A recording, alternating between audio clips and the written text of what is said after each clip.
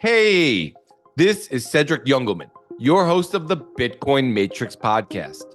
In this rip with Tom Luongo, we dive deep into his thoughts on the great demoralization, the great acceleration, the counter-revolution, the comfortable wolves, fainting goats, the nuts and the sluts.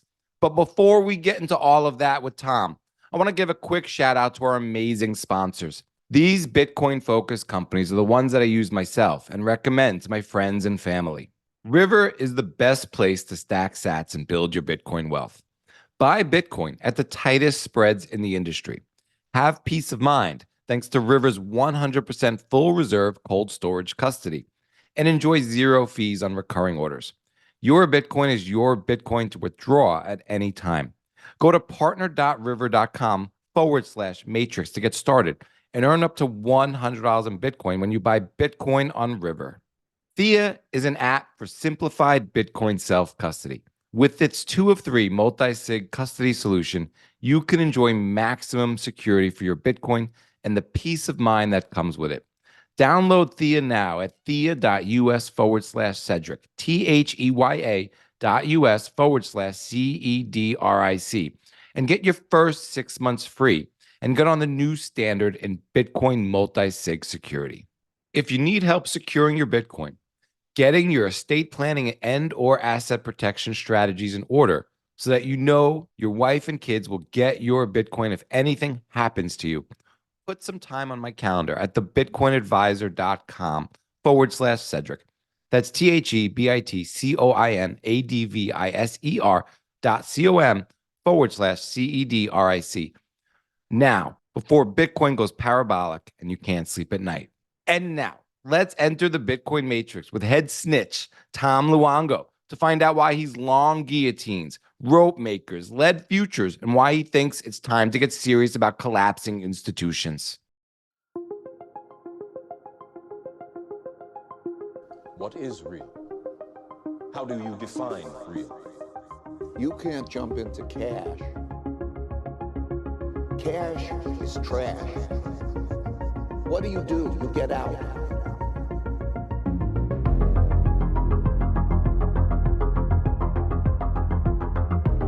Tom Luongo is a former research chemist, amateur farmer, anarcho-libertarian, and obstreperous Austrian economist whose work can be found on sites like Zero Hedge, LouRockwell.com, Bitcoin Magazine, and Newsmax Media. He has a fantastic wife of 30 years and a teenage daughter, both of whom humble him with affection and respect he feels is now only mostly undeserved. Professionally, he spent a lot of his waking hours inside of various analytic laboratories, testing your water and soil for contaminants, or in university research, assessing how you process arsenic, where it is found and how to get rid of it. He's watched an industry be created by government fiat and destroyed in the same manner. He ran for Florida House once and got 2.7% of the vote on Guy Fawkes Day. He's since grown up a lot. Then he spent 5+ years solving the puzzle of an electroless nickel boron coating that has intriguing wear resistance properties. Too bad the coating was better than the company's business model. After that imploded, he spent a couple of years as someone else, ghostwriting more opinions on stocks and markets than any one person should have in a handful of lifetimes. The pay sucked, so quantity, folks, was key. But that eventually led to the present, which I will get back to presenting in the glory of simple words, because on a podcast, you are what you say. Today, Tom is the owner of the Gold, Goats, and Guns blog and publisher of the Gold, Goats, and Guns newsletter, in which he attempts to connect the false narratives of geopolitics to viable long-term investment thesis. He doesn't believe the man-made global warming story is worth the electrons the peer-reviewed literature is disseminated on. Those are data sets so dirty, he wouldn't feed them to his dogs. Tom built the house he lives in. Tom Luongo is a libertarian who distrusts all human organizations larger than a two-handed game of poker. Tom loves hockey, his family, the art of drumming, board games of all kinds, a logically consistent argument, and the beauty of spontaneous order. Not necessarily in that order. And he owns a few guns, folks. Tom Luongo, welcome back to the Bitcoin Matrix for the third time. How are you, my friend? I am fine, thank you, Cedric, and thank you for adapting that truly odd bio, and I haven't read back to me that way. It's really kind of odd because I know I'm the one who wrote it. So, yeah, thank you. I appreciate it. Yeah, man, that was awesome. I loved kind of hearing the nuance in there. I mean, kind of knew some of that, but not all of that for sure. And some of those words were a little bit of my above my pay grade. Uh, Well, I am the writer after all, so you gotta you gotta make your pay somehow, sir. Come on. Fair enough. It's interesting. We talked for a little bit before the show, and it kind of set the table, or kind of the same thing I was thinking. I might think of myself as sort of a doomer, maybe along with like the Dave column. We're very cynical, and I think that's sort of external. But internally, I think an optimist. I don't know if it's rational, but I'm hopeful, and I feel like it's gonna work out. I just don't know how we get there. Yeah. And I see all the problems ahead, maybe. Well, Yeah. yeah, I'm sorry. No, you go. Oh, I was going to say that it sounds vaguely familiar, right? Whenever anybody asks me how I'm doing, I'm like, well, I breathe in and out and I repeat when I need to, and I hope the world doesn't fall apart before the next time I have to do so. So, um, I never give a straight answer to anything while giving, unfortunately, straight answers about everything. It's a weird world we live in today, and um, the I do my best to try and find not just what I think is, the truth, but at the same time to go, look, it's at the end of the day, it's hard to we're being inundated. Ultimately, it's hard to keep a brave face on it because we're being inundated every day with attempts to demoralize us as human beings. Because the people who are, promulgating this, thing that's happening, this is, they hate humanity, and they hate humanity by the way they treat us. So, um, the question is whether we're winning or not. The question is whether or not the human spirit is bigger than them. I think it is. I just think that at the end of the day, it's ultimately going to be a lot of work to get rid of them. It's not easy. You know, Cancer is both easy and hard to get to beat, right? Like it's an autoimmune disorder. This, that, all these things about it, but at the same time, it's not. It's a thing that doesn't want to go away, right? Because once it starts, uh, it's very difficult to beat. So I guess that's the best metaphor I can come up with these people at this point. They're dug in like ticks in the power structure around the world, and they're not going to give that up for love nor money. And they've been in power for an awfully, and they're them and their their parents and grandparents and their before them, they've been in power some form or another for hundreds of years across the West. Why would they think that they're ever going to lose? Right? They've always been there from their perspective. Why would they ever think they're going to lose? So I got a lot of reasons why I think they're going to lose, but there it is. We'll start. Well, I guess we'll start there. Yeah. So you put out a lot of good work recently and a couple of interesting pieces to note. And I'd like to start with, around the economy, but we kind of get into the power structure around the globe. And I think there's a lot of, and I don't think we'll go back hundreds of years, but we might touch on some of that stuff and definitely some of the nuance that you get into. But I want to start with maybe the other side of the fence and what you call the comfortable wolves. Oh, wow. So, yeah. So what do you want to know? yeah, like who are the comfortable wolves? Or we are, right? We are. Like my point about this is I was challenged. And one day I wrote about this, and this is one day I was on Twitter, and I have the following I have on Twitter is challenging, right? I challenge the world every day on Twitter, or most days when I can feel arsed to actually get up the gumption to tweet anymore. And every once in a while I have to take a couple of days off because I can't handle it every day. But I got challenged by somebody one day. They did the doomer thing. They did the what I would call the black pill thing, just to say, I don't know, all people, 90% of people are sheep. Everything you're talking about, Tom, is great, but 90% of people are sheep, so we're all going to die effectively. And I said, bullshit. I take real offense to that because I don't see that. What I see are people who are, who are going along, getting along, doing their thing. They don't have, all of this hasn't affected them in a way that is personal yet. And so they're comfortable. But, you know, when they're finally stressed, then they're not sheep. They don't bow down. I mean, some people, of course, bow down, but not 90% of people. 90% of people fight back. 90% of people are beta wolves or gamma wolves. They're not, you know, in that power structure, in the hierarchy of you know, because dogs and humans and the wolves and humans share a similar hierarchical structure or a similar social structure. Why we get along so damn well. I'm like, no, just because we're not all alpha wolves doesn't, you know, willing to fight back at you know, for pack dominance at a moment's notice doesn't make us sheep.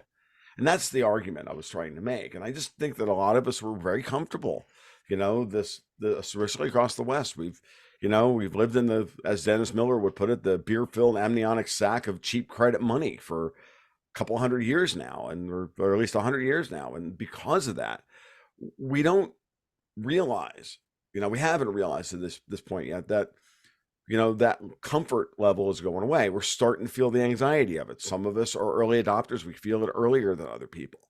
And, you know, bully for you feel it. If you feel it quickly, you can see ahead, but because everybody doesn't see things at the same way or the same rate that you do, they're not as sensitive to it, doesn't make them sheep.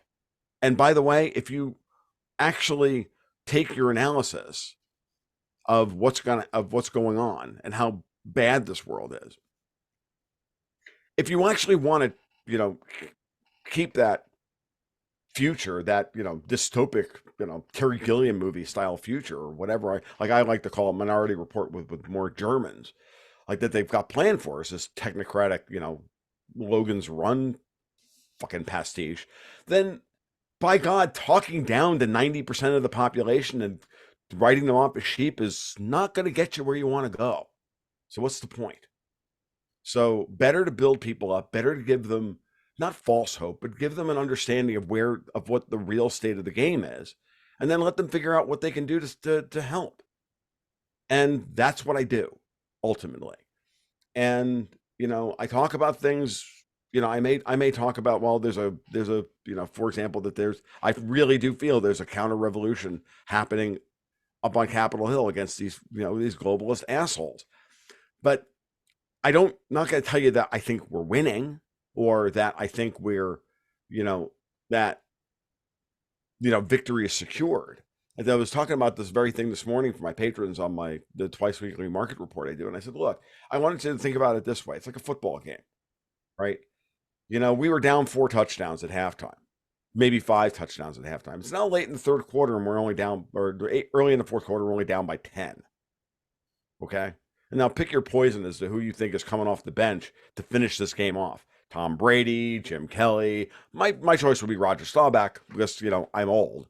But, you know, and I hate to say that being a Giant fan from the 1970s, like, you know, because I know it's not Phil Simms. Okay. I just know that. But, you know, I know it's Staubach because I watched them like fucking kill us 100 freaking times and win a couple of Super Bowls doing it and doing it with style. You know, maybe Johnny Unitas. You pick your poison here, right? Maybe it's Joe Montana, but I won't give him that much credit. So, and that's where we are.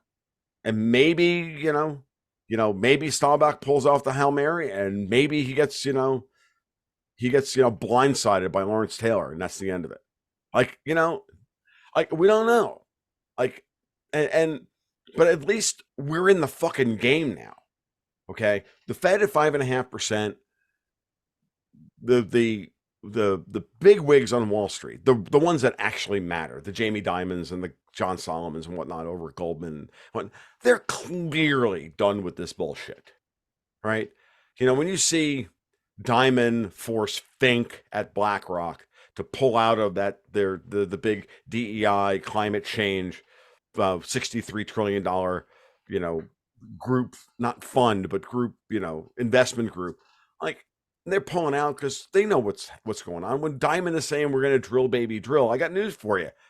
What Diamond says is what's going to fucking happen. Because if you think that we all know that the politicians on Capitol Hill are owned and operated by somebody else. Why the fuck do you believe that they're just the Tony Blairs and the Klaus Schwabs and the Mark Rutte's and the Ursula von der Crazies and all the rest of them over in fucking Europe. Why do you believe that? What, we don't have people over here that don't want to build the Keystone Pipe, don't want to reopen the Keystone Pipeline and, bring chip factories back here and bring manufacturing back and try and stop the border crisis and all the rest of it? You don't believe that? Like, you're out of your fucking mind. Of course, it's right there. It's in front of you. But it's a fight, and you have to realize that they're fighting in their world. And then you have to really know, and it takes years to develop the insight on this. You don't think I came out of the womb knowing this shit. No, you study these people for 35 freaking years for most of your adult life, and you're like, oh, that's the way this works. And we've all watched freaking, either House of Cards or whatever. And we all know that we all know how they horse trade on Capitol Hill. We all know they're self-interested douchebags. So, okay, what if the self-interested douchebags don't want to march gently into that technocratic bad night? Really? Okay, then what would that look like? Well, I'd argue it looks like today. And then from there, we go on. Again, whether or not they're going to succeed, I don't know. I mean, they could start World War III this summer, for Christ's sake, and then what?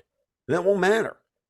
And that's clearly what's, on the table this week, right? So you get, after months of saying no to it, now, NATO General Secretary Jens Stoltenberg comes out and says, yep, Ukraine can use F-16s to attack Russia. Really? Okay, so you guys actually just do want World War III, because you know what that's going to entail. If we attack Russia, if Ukraine attacks Russia with our F-16s, and they're not using them for defensive purposes to protect the borders of Ukraine, to oust Russia from their borders, sorry, I just don't buy that. That's not a casus belli. But I got for the Russians. Now, I got news for you. That's exactly what they want to do. They've been desperately trying to get Putin to do something dramatic that would give them their justification to then continue to play this game that he's, Putler and the second coming of Hitler and all this bullshit. And then we know that. We just watched him talk to Tucker Carlson for 2 hours, and, he's clearly a rational actor. Whether you like Putin, whether you agree with him or you don't agree with him, he's clearly a rational actor. So, the rest of it's just nonsense. I mean, if anybody thinks he can invade Poland, you're nuts. He can barely invade the Dnieper River. And they have the right rail gauge in Ukraine because the Russians built the Ukrainian rail system. And they use their own rail gauge inside the former Soviet Union. And the rest of Europe uses a different rail gauge. And the Russians have not proven one whit that they can move logistically on anything other than rail. So why do you think that they can invade, I don't know, Berlin? They can't. Unless you empty Europe of every fighting age man and every bullet. And they just walk in because there's nobody to stop them. Because they're clearly not going to do it with freaking the current military logistics that they have, or any military logistics they're going to build at any time soon. They would have to completely revamp the entire Russian military logistics system. It's all bullshit. And even the Poles know that. Oh, by the way, I don't know if you know this, but the most interesting statistic about that I saw, and I don't know, I only saw one note of this, so, salt this to taste. That the Putin interview was viewed by 1 in 4 Poles because they wanted to hear what Putin had to say. Because the Polish people don't want to go to war with Russia, which is why Tucker Carlson asked him explicitly about Poland. So, again, it's all bullshit. So it's clearly an operation for whatever reason, and there are many reasons that we can get into what I think is going on, but you have to break it down by faction within the West as to who wants war with Russia for what purposes. And everybody has it all sums down to, yeah, let's have war with Russia, but they all have different reasons why they want war with Russia, or why they want to spend money on having a war with Russia without actually having a war with Russia. Like, for example, Europe is not a monolith any more than the United States is a monolith. Like there are multiple factions within the United States political system. There's multiple factions within Europe's political system, and there's multiple factions within the British political system, and they are all separate entities on certain issues and in certain factions within each cohort, or in each geographical zone. Are there fellow travelers across borders? Absolutely. Is Victoria Nuland and the Institute for War and the PNAC guys and all that, are they in line with British neoconservatives? Yes. Are they also in line with German Greens? Yes. Okay. But at the same time, do you think that Emmanuel Macron wants war with Russia for the same reason that the German Greens do? No, he doesn't. He wants war with Russia in order to justify creating a fiscally and politically integrated Europe in Brussels, and he gets to be the military contractor selling that European Union's new army, or the NATO 2.0, or whatever you want to call it, the fighters and the submarines and the attack subs and all the rest of it. Same thing with the Germans. The German industrials want to sell Leopard tanks and their weapon systems and blah, blah, blah, blah. The only ones here that I can say without a doubt are absolutely ideologically possessed to want to destroy Russia are the British. Because they've had a hard on for wanting to kill the Russians for 300 years, because they're looking over there and they're seeing $75 trillion worth of assets in hard assets in the ground, and they want them as collateral for the financial system they still think they nominally run. Because they understand that if you control the collateral, you control the value of the monetary, you control the power and the value of the monetary system. This is how the British built their empire in the first freaking place. They didn't build a maritime empire with ships. They built it with banks.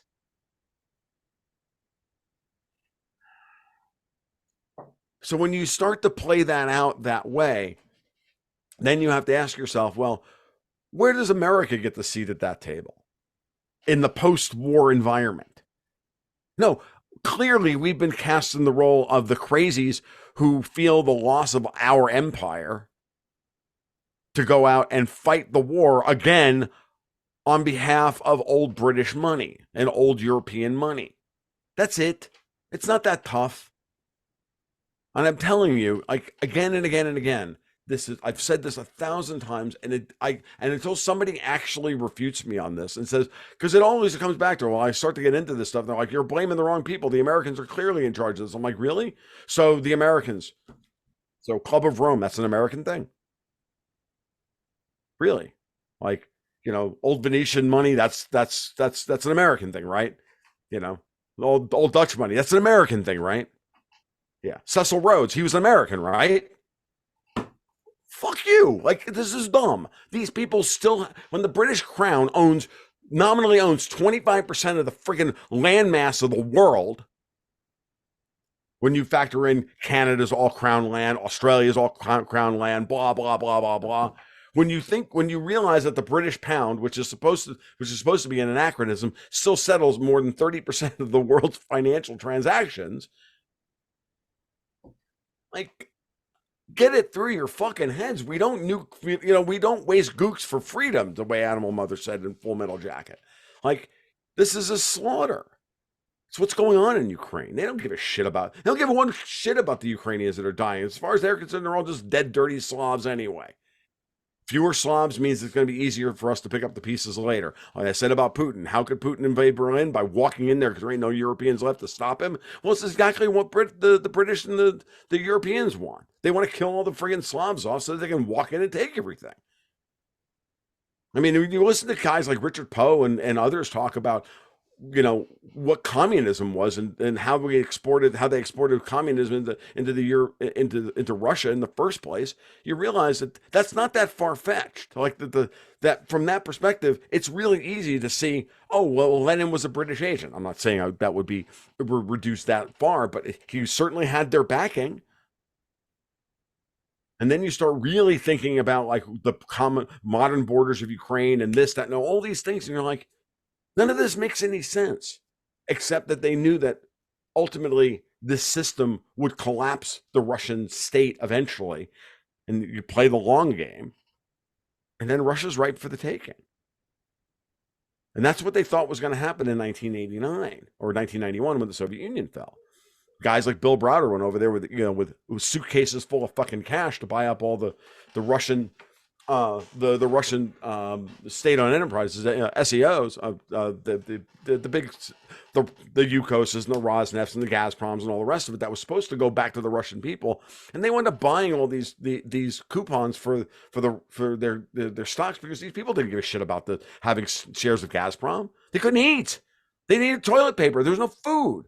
They were literally going over there with stacks of cash, newly printed from the Federal Reserve and the Bank of England, going over there and buying up these shares when the people didn't show up for the auctions or to claim their stuff. I mean, Martin Armstrong's talked about this stuff at great length. There's Andrei Nekrasov's movie about Browder that goes into this stuff. Like, it's the historical record on this is very clear, and anybody who doesn't think that this isn't what was going on in Russia in the 90s it's crazy. Now, by that alone, Putin has every right to nuke London, in my mind. Okay? Trying to literally buy the Russian people's birthright out from underneath them for literally pennies on the ruble. And the ruble's already only worth a freaking penny. Okay? It's monstrous. These people were going in there. Like Goldman bought a massive stake in Yukos for a $3 billion stake in Yukos for like $50 million. Or whatever the hell the number was. It was insane. So, like, all of this is bullshit. Everything we've ever heard about any of this stuff is bullshit. The Russians have every right to want to, like, wipe us off the planet, and yet they don't. They just want to be left alone. And yet, we refuse to leave them alone. So Putin's like, okay, we'll fight it out. I don't want to fight out. I tried to tell you for years, we'll implement the Minsk agreements. This thing will be over in an hour. Nope. We're going to fight it out. Why? Because Victoria Nuland is still angry that her grandfather's business got taken away from her, or whatever the hell, whatever her fucking solipsism is, whatever the hell she needs to do therapy over. So, I mean, and same thing with Vindman and Fiona Hill and all the rest of and Chrystia Freeland, all these other these people of Ukrainian extraction. Why are these people put in power? Why did we hand in the immortal words of oh God, what's his name? He used to write for Rolling Stone. I can't remember his name now. Why did we hand whiskey and car keys to teenagers? Right? That's what we did. Except we handed the State Department and the DOD and the CIA to a bunch of Ukrainians who were bitter. Like, I can't believe I'm blanking on the guy's name. I can't believe I'm blanking on his name. No worries about that. But yeah, I mean, you get it's gonna come to me, and I'm gonna be really embarrassed. The guy used to write for Rolling Stone. I only know one, so I'm not sure. Yeah, no, you know his name the minute I throw it out there, and it's not Lester Bangs, is it? What's that? Lester Bangs from? It wasn't. No, it was the satirist. What the hell is his name? I can't. It's like right there on the tip of my brain, and I cannot. I can't spear it with my. I can't do it. It'll come to me in a minute. It's right there. But whatever. It's like he famously said, handing money and power to governments is like handing whiskey and car keys to teenagers. And PJ O'Rourke. That's PJ O'Rourke. Jesus Christ. I know that name. How did that take me that long to pull out of the depths of my brain? But I know, I'm sorry. That rant was about as Dennis Miller-esque as it's ever going to be. And since Miller's retired, now somebody has to, sub-reference again and again and again, right? So Dennis was a legend. Yeah, he was. Absolutely. But yeah, I mean, I just realized the other day Miller's 71 years old. I'm like, oh my God, how I finally am like feeling my age when I found like Dennis Miller, 71 years old. Shit. That's crazy. Or you think about Adam Sandler's age or something like that. I hear you. Yeah. So you bring up a lot of fascinating points, and I want to go down a lot of these rabbit holes, but I want to think a little bit more about the comfortable wolves. Sure. You did write an article about the great demoralization campaign. And I wonder about, and there's a lot of aspects here that you get into about, especially about the radical center you've written about. And so I think about the comfortable wolves, and it's like, how many people do we got to get into the radical center versus how many people are already in the radical center and just need to be activated, right? Yeah. There's a little bit of a difference, right? Yeah, there is. And and people get activated at a different time. Mhm. And I thought, and I'm always looking around for activation events or things that are going to bring more people into the radical center, right? And when is it? And that can be from pain, Mhm. whether it's because I think a lot about inflation. I look at the economy a lot through that vector. And just when is this going to really start to piss and set people off?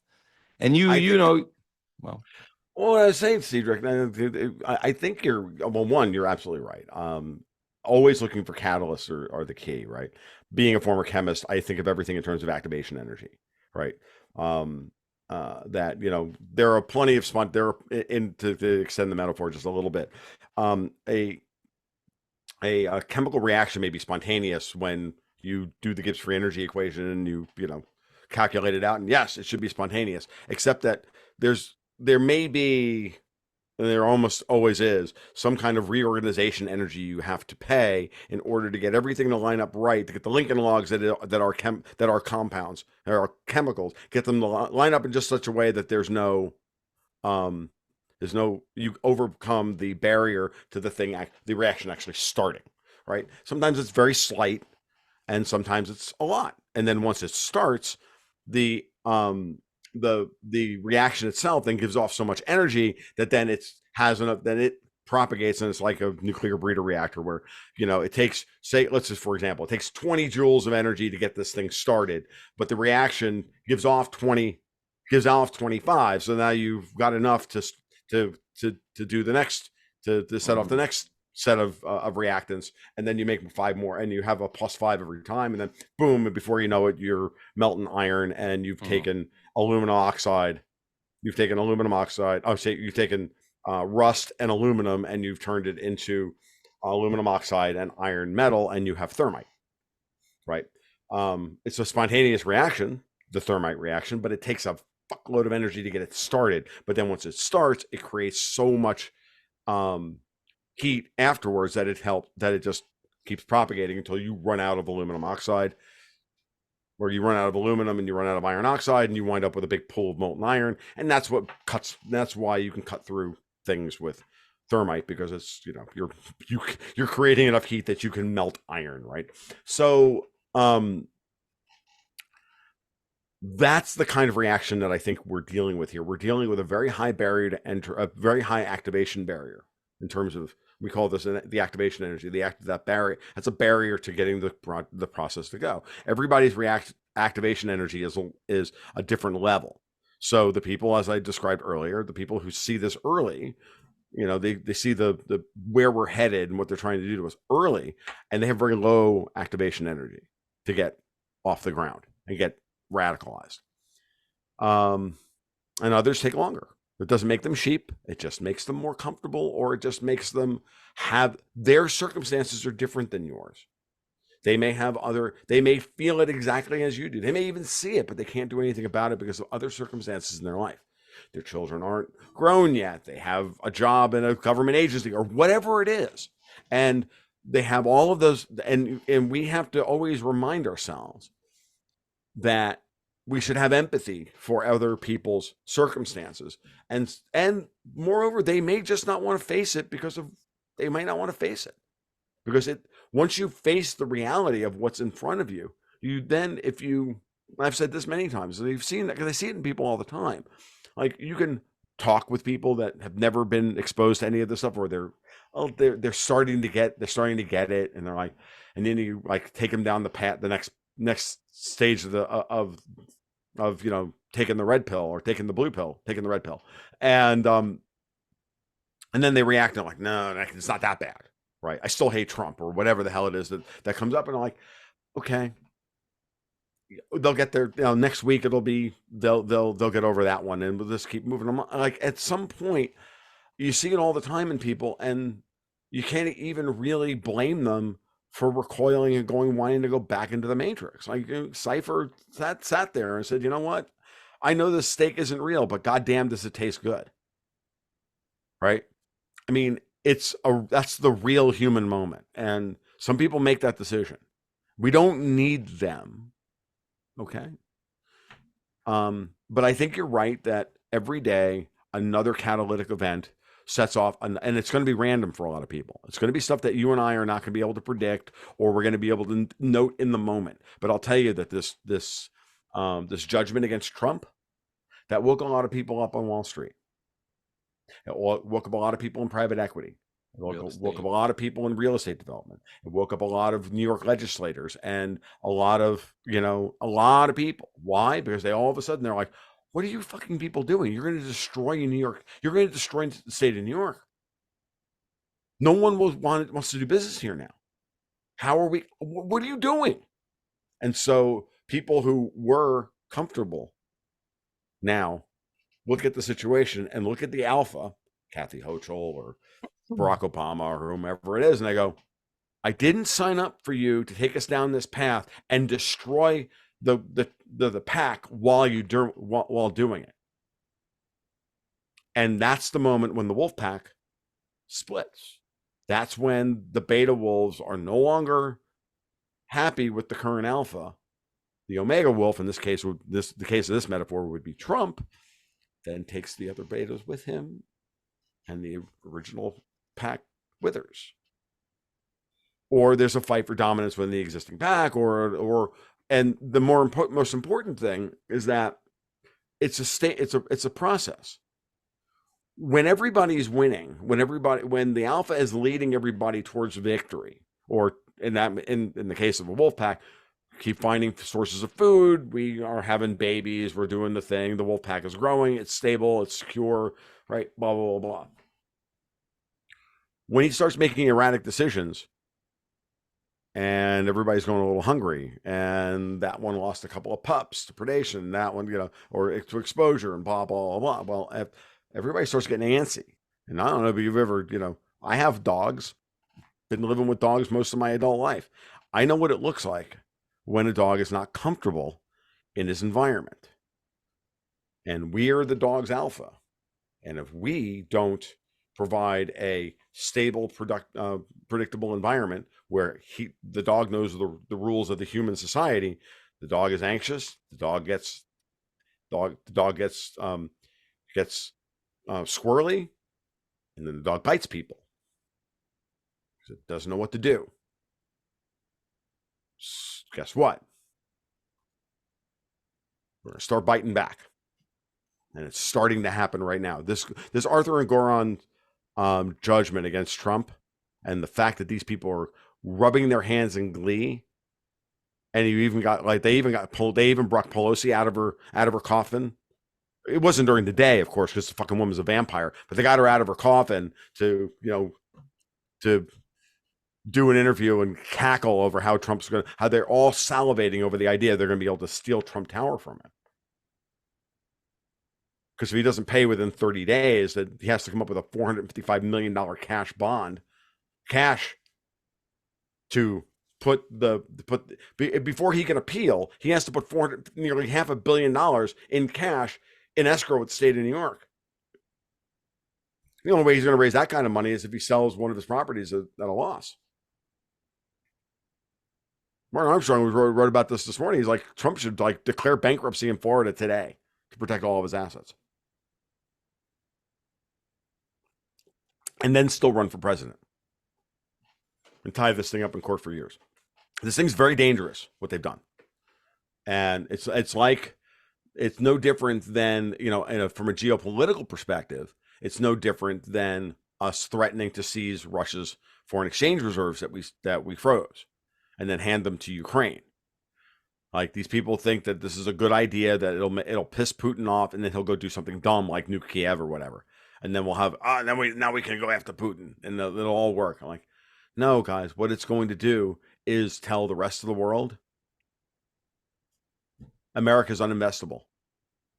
You do business with in America, when you get paid, repatriate the money immediately.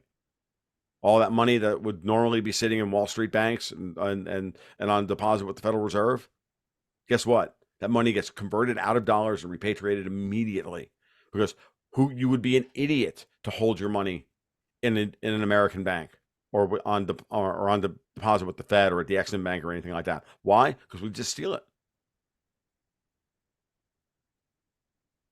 We can freeze it first, and then we can steal it.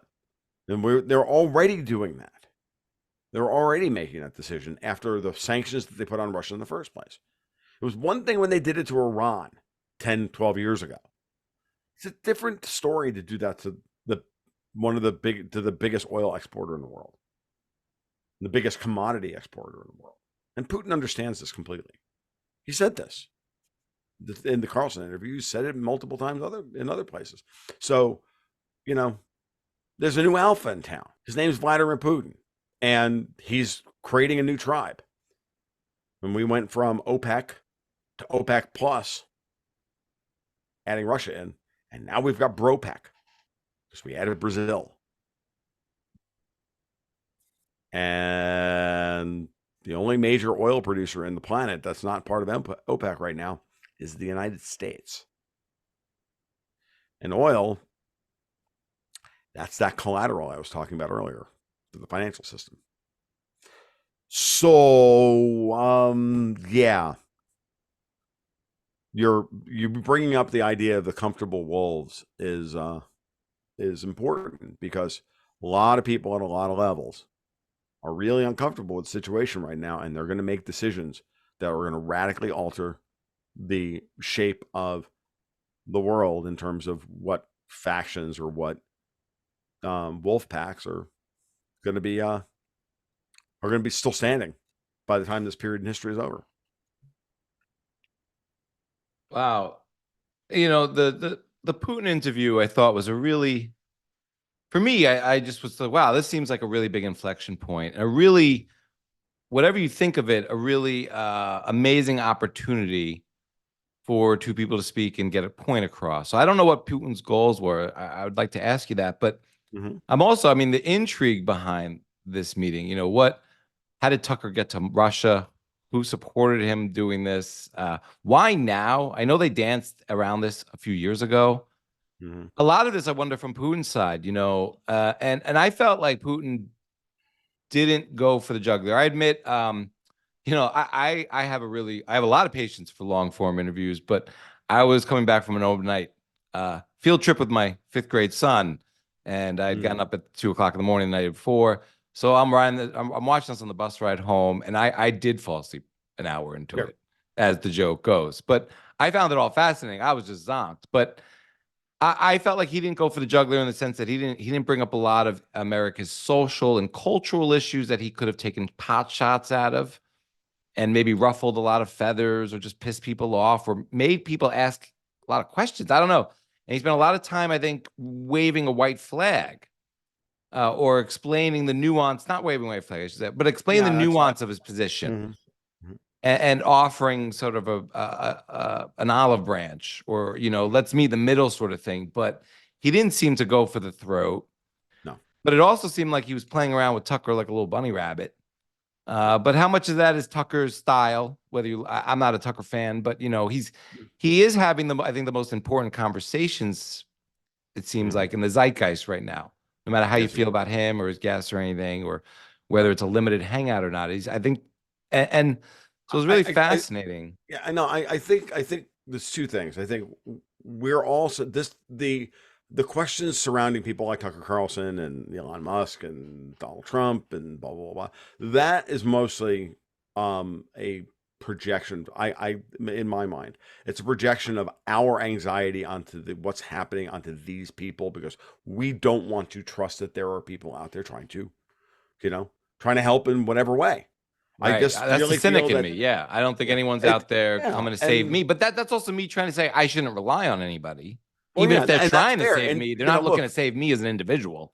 no, they're not. They're part of Like, the cause, maybe. right. Well, here's the thing.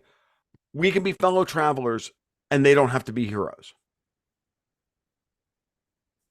They're not heroes. It's not Superman. Trump's not Orange Jesus. He may be closer to, as my partner Dexter White likes to call him, creamsicle Mussolini.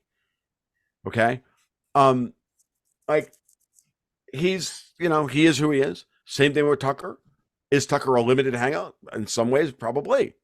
But that doesn't matter. They don't need to be perfect. I keep saying this over and over again to people. I don't need them to be perfect. I need them to push the ball forward on the things that I want done in a particular manner. And when they don't point out or when they skirt around the things that I want them to bring up, I will lambaste them for it and I will bring it up myself. And then we'll keep moving forward. And like, it's, you know, they don't deserve, just because they did good work yesterday doesn't mean they deserve our love and respect tomorrow. But let's go back to, I want to circle back to Putin really quick because you brought up a lot of really good points, Cedric. I want to put some some color on those, right? So Putin's goal in the interview was to speak to the American people. I am not a monster. I have very good reasons for invading Ukraine, for quote unquote invading Ukraine. You can call it an invasion. We call it a defense. I have very good reasons for this. These people are our brothers. They are Russian, yada, yada, yada. This is, so I need you to understand that from our perspective. You need to understand these things. This is not a prelude to a wider invasion. I have no desire to take over the world. All I want is for the killing to stop. And I want the radicalization of Ukrainians into Nazis to stop. Right. Okay. And I'd like your help doing this by putting pressure on your leadership to end this conflict. That's what the purpose of his interview was. What about all the KGB aspect of this? Like, how much of this was scripted on, like, that he dictated to Tucker it would go, or how much? I mean, it seemed like he was the alpha in the room, at least. Oh, he was. He's absolutely. You know, how much of it was him? But Carlson spoke about that. How much of this conversation was spontaneous? Very little. Or he comes in with a friggin' folder full of scanned documents from the 17th century about to give Tucker a history lesson. Like, of course it was scripted, but that's fine. It was also not the broad strokes of it. Something like that. So the broad strokes of this would be scripted. How much work went into the voice that was picked for Putin that I heard as Putin's voice? Well, that's an interesting thing. Which side picked the voice, and who's? I mean, that it was like I was like, this voice is so like the first things first here. The first level of translation was done by the fucking British. So I know I've watched some stuff on YouTube, and was watching. My wife watches the body language panel, the four guys that do the body language analysis. If you've not watched them, the four former interrogators. I like that. One of whom happens to speak Russian, by the way, fluently, because he used to work for the State Department, and he was listening to the translation, and then he was listening to the words coming out of Putin's mouth, and like, that's a mistranslation. That's a mistranslation. Then you come to find out that the voice that we got in the production that Tucker gave us was a guy reading a transcript of the translation. The translation was done by a British translator. So already what we got, that's degraded, one level removed. So it's why it's important that Putin's quote unquote body languages and surrounding whatever he said is important. So I would watch that. I have limited use for those guys for a variety of reasons, because I've listened to enough of them. I know all their freaking biases, and I find their biases annoying as shit. But at the same time, they're about 85% really fucking spot on. It's the 15%, of course, that drives me crazy, because they're also not geopolitically astute at all. Okay, so but that's not important. So, but like they were great on like the Amber Heard trial and a variety of others. Like the stuff that's inconsequential, they're brilliant on. When they're going over like old police interrogation videos and explaining the techniques, they're brilliant. They're spot on. But for Putin, Tucker Carlson, they were the best one I heard. I watched a bunch of them. So again, Putin's goal was to go out there and talk to the American people, talk to the people of Europe, and say, "Look, this thing is. I'm trying to prove to you, this thing's been manufactured by your leadership, and you still have the power to stop this." One, Carlson, when in his first appearance after the interview, when he was in the Middle East, explained it. He's like, "Look, I wasn't going to go in to having the first effectively English language or Western journalist interview with Vladimir Putin in 4 years and not let the man speak. My goal was to let him do exactly what he did. If he wanted to, I wanted people to see Vladimir Putin for who he is. And I had no other real, and I'll be honest with you, I've watched a lot of Tucker Carlson. And if this guy is fucking CIA, he's really good. His dad was CIA, sure. Did he apply to become a member of the CIA? Yes. Was he a non-hacker? Yeah. Pretty obviously. Does he have ties? Sure. Was somebody helping him to get this interview? Of course. Like Tucker Carlson having that interview is prima facie evidence that there are powerful people in the West that don't want a fucking war. Take the win. Don't go any farther than that. It doesn't need to be any more difficult than that. If you go any farther than that, you will drive yourself mad. Well, what do you think was the impact? Because that's not what this is about. This thing exists at that level, and the interview we got is exactly the interview we needed to get. So there is no real reason to go any deeper than that. If there was, I would go there with you, but I don't see it. And I've watched a lot of Putin over the years, and nothing he said have I not heard 100 times. But it's the way he said it, the way he presented it, the way he presented himself as a former intelligence agent. He utilized very powerful intelligence techniques. I was talking to Larry Johnson about this. I was watching Larry Johnson. I had just interviewed Larry for my podcast, but I watched him on with Judge Knapp about 2 days later. And he's like, "Oh no, Putin was like doing the whole intelligence agent thing with all of his body language, which was designed to set Tucker at ease to then control the conversation." So yeah, Putin's a master at this. He's very good at it. He was KGB. He was properly trained in all of these things. And so he used it to his advantage. But at the same time, Tucker wasn't even going to not give him that, because that puts Putin at ease. Putin feels he's in control of the conversation. They're in the Kremlin. Like, for Christ's sake, if Carlson had gone in there all combative and shit, like, frankly, like Megyn Kelly did at, I don't know, whatever it was when she interviewed him a few years ago on neutral ground, like, dude, he wouldn't have made it out of the Kremlin alive. Let's not kid ourselves. The stipulation that Tucker said on this was that we can do the interview as long as it does not leak out that we're going to do the interview beforehand. So all we got was the rumor that Tucker's in Moscow, and everybody can infer from there as to what's going on. But by the time it actually had leaked out that he was in Moscow, he had already done the interview. So, they had their plan. They executed. Clearly, some very powerful people in the West helped that along. And I think that, and when you see the amount of histrionics and the ham-fisted histrionics from the Hillary Clintons and the rest of them about this, the Bill Kristols and all the rest of them, it's clear that they're angry because they were outfoxed. They thought they had this ring-fenced, and they don't. And that's why they're freaking out.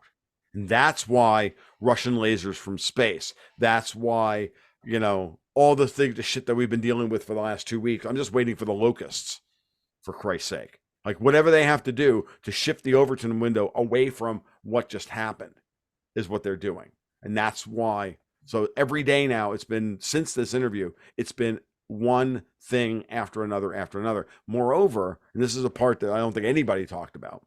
Well, not nobody, but most people didn't really connect, which is that this thing took place right before the Munich Security Conference, which is always where NATO and the West decide what they're going to do to Russia tomorrow.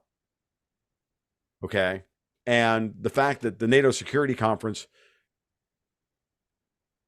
the Munich Security Conference, nothing happened. Oh, okay. So yeah, they gave Ukraine F-16s, and now they're going to fly them over Russia. But nobody actually said, yeah, Kiev gets to be in NATO and all that. Stoltenberg finally said that today. Like, okay, yeah, when, Jens? Like, it's not going to happen. And so clearly, like, they're, you know, here's one for you. Why is Mark Rutte now being touted as the guy to replace Stoltenberg in NATO? You can't. Okay, so I opened the show with factions. So the Americans and the Brits have been in charge of NATO policy for decades. The anti-Russian push towards the Russian border policy of NATO expansion, 5 waves of expansion, that's all British American stuff. That's all the what Russians would call the Anglosphere. This is not French and German. The French and German axis don't want this. So I make the distinction between the neoconservatives and Davos. I think Davos is more the old European, continental European money. I think that the neocons are much more Anglo-driven. So the British Crown, GCHQ, CIA, our State Department. There's a satellite office in Berlin called the German Greens, because the German Greens have always been rabidly Russophobic. There's also an office in Poland. And of course in the Baltics. Mark Rutte, the soon to be deposed Dutch prime minister, who lost to Geert Wilders in the snap elections that were caused by the farmers' revolt in the Netherlands a few months ago. We still have a caretaker government there. Wilders has not been able to put a government together because Davos has told them not to form a government. Just like they've done it before in Greece, and then in Italy, and then in Spain. It's the same shit over and over and over again. Same shit, different country. Now, but Rutte is not going to be prime minister.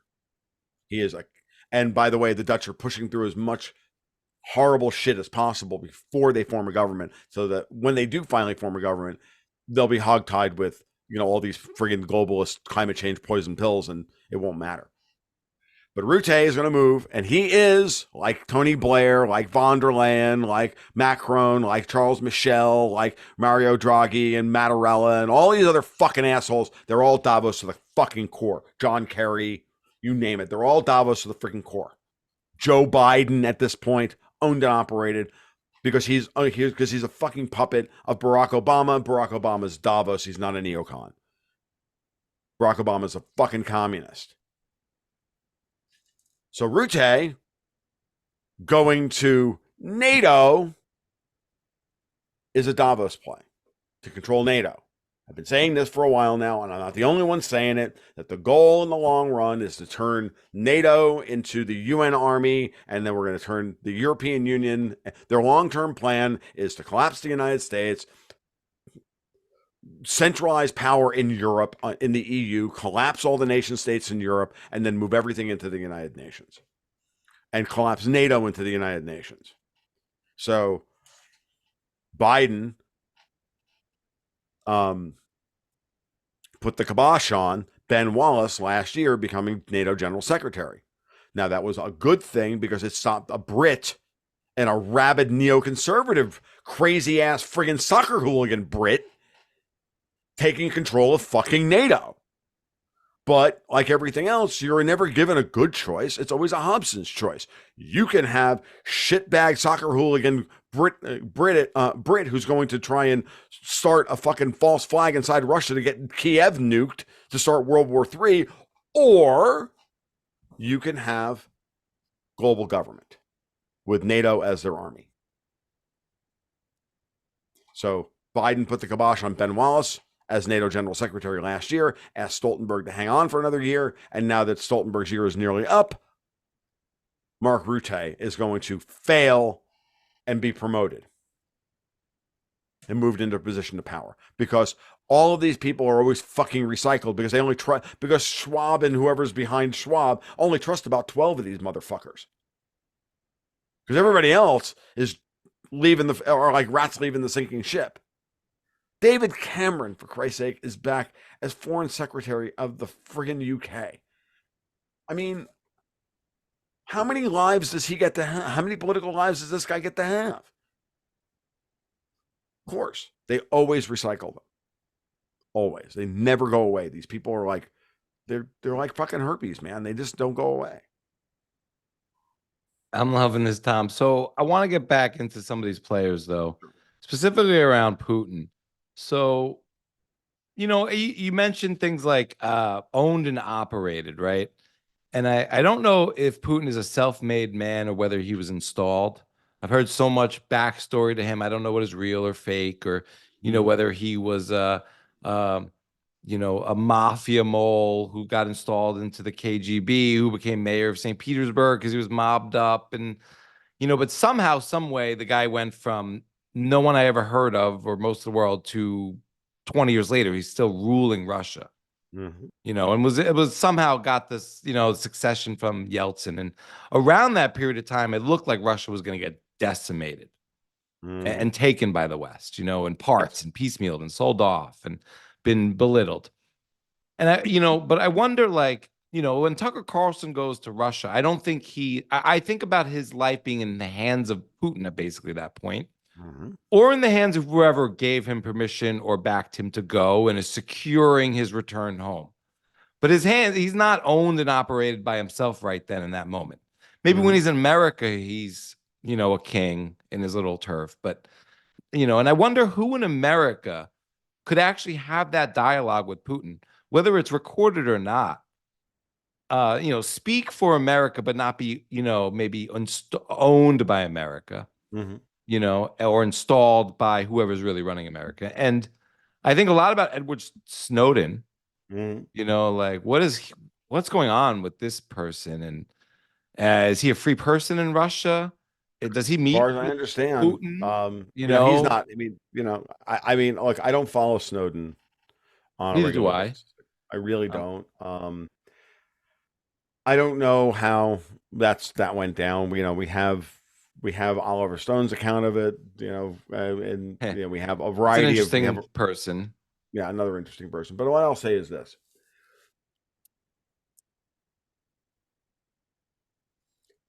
What I understand of Putin's rise to power in Russia, it comes down to Boris Yeltsin. And Yeltsin had nobody he could trust. Yeltsin was about to be framed for stealing $7 billion of IMF money. Right? And he was framed by Edmund Safra and the Bank of New York Mellon and the whole Martin Armstrong story about that. Putin comes to power. I review Putin in two different. I think there are two sides to Vladimir Putin that I believe. One, he's a very good policy wonk and bureaucrat. And two, he's a very good mob boss. But how else are you going to run Russia in 2000? Do you think he was a self-made man who figured out how to usurp power at the table once he got there, whether he was installed or not, and just took power from the other mob bosses until he became big enough to? Well, once you're president of Russia, when you're at the table, Putin, you can right. Look, or you can get knocked off. He has his connections within the FSB, right? Right. He's known. If Yeltsin is going to turn the country over to patriots, which he did, then you pick the person who is going to be the one. Did they all get amnesty? What's that? Did the Yeltsin family get like complete amnesty in Russia, or is that a farce? I don't remember. I have no idea. I'm not going to answer something that I don't know, sure, or speculate, because I just don't know.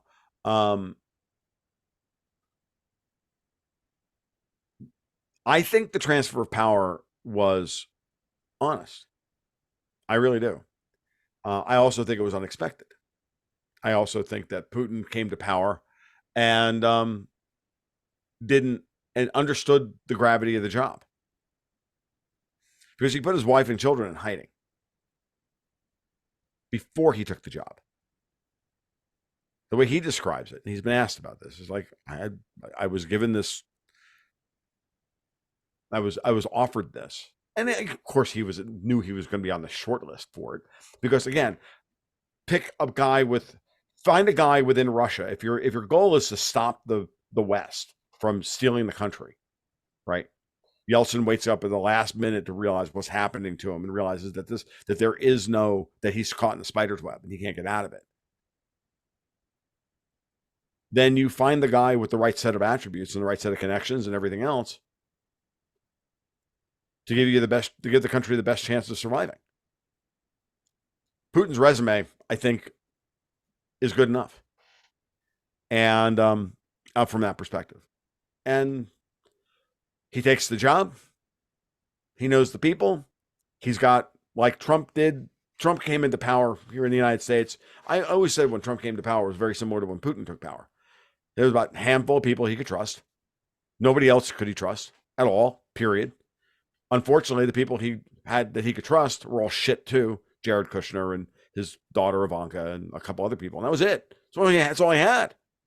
You want to ask why the Trump presidency was such a shit show? It was because he couldn't trust anybody. He didn't expect to win. Putin comes to power with a very small cadre of people that he can actually trust. Starts to consolidate power within the Kremlin. Steps on a few toes, kills a few people, does what needs to be done, establishes himself as an alpha. Now you have more people that you can trust. Now you have more, and then once he consolidates power within the Kremlin, then you go after Khodorkovsky, nationalize Yukos, blah, blah, blah, blah. And that's that. And I just, I don't, everything else after that is just makes sense. Putin is a Russian patriot. For lack of for whatever that means. And, I think everything else that you hear about him, I'm be honest with you at this point. There's so much malice and disinformation out there. You can go down any fucking rabbit hole you want and come to whatever conclusion you want because some intelligence service has seeded into the zeitgeist information that will prove your theory for you. These people are very good at this, Cedric. They got lots of years of doing this. Like, when you listen to Mike Benz, which is the far more important interview that Tucker did recently than the Putin interview. You listen to Mike Benz talk about the origins of the media in the United States and the origins of the intelligence and the deep links between the intelligence services and the DOD and all of our fucking media. And you realize that we've never had independent media in the, of any sort in this country until recently. They're called podcasts. They're called bloggers. And even half of them, how many of them are real? How many of them are fake? How many of them glow and how many of them don't? Every day I do one of these things and I refuse to, quote, name the Jew. Do you know how many times that I have to hear that I glow? I have to fend that off half a dozen times a day. Hell, within my own community, I have to hear this shit. It's offensive, and it's stupid. And I've got a new heuristic. Anybody who asks me to name the Jew glows. It's really simple. You're the operative, not me. Because I don't even buy that argument. It's a dumb argument. We're literally in a moment in time where the real people who are pushing for the real fucking tyranny are the ones you're not allowed to criticize.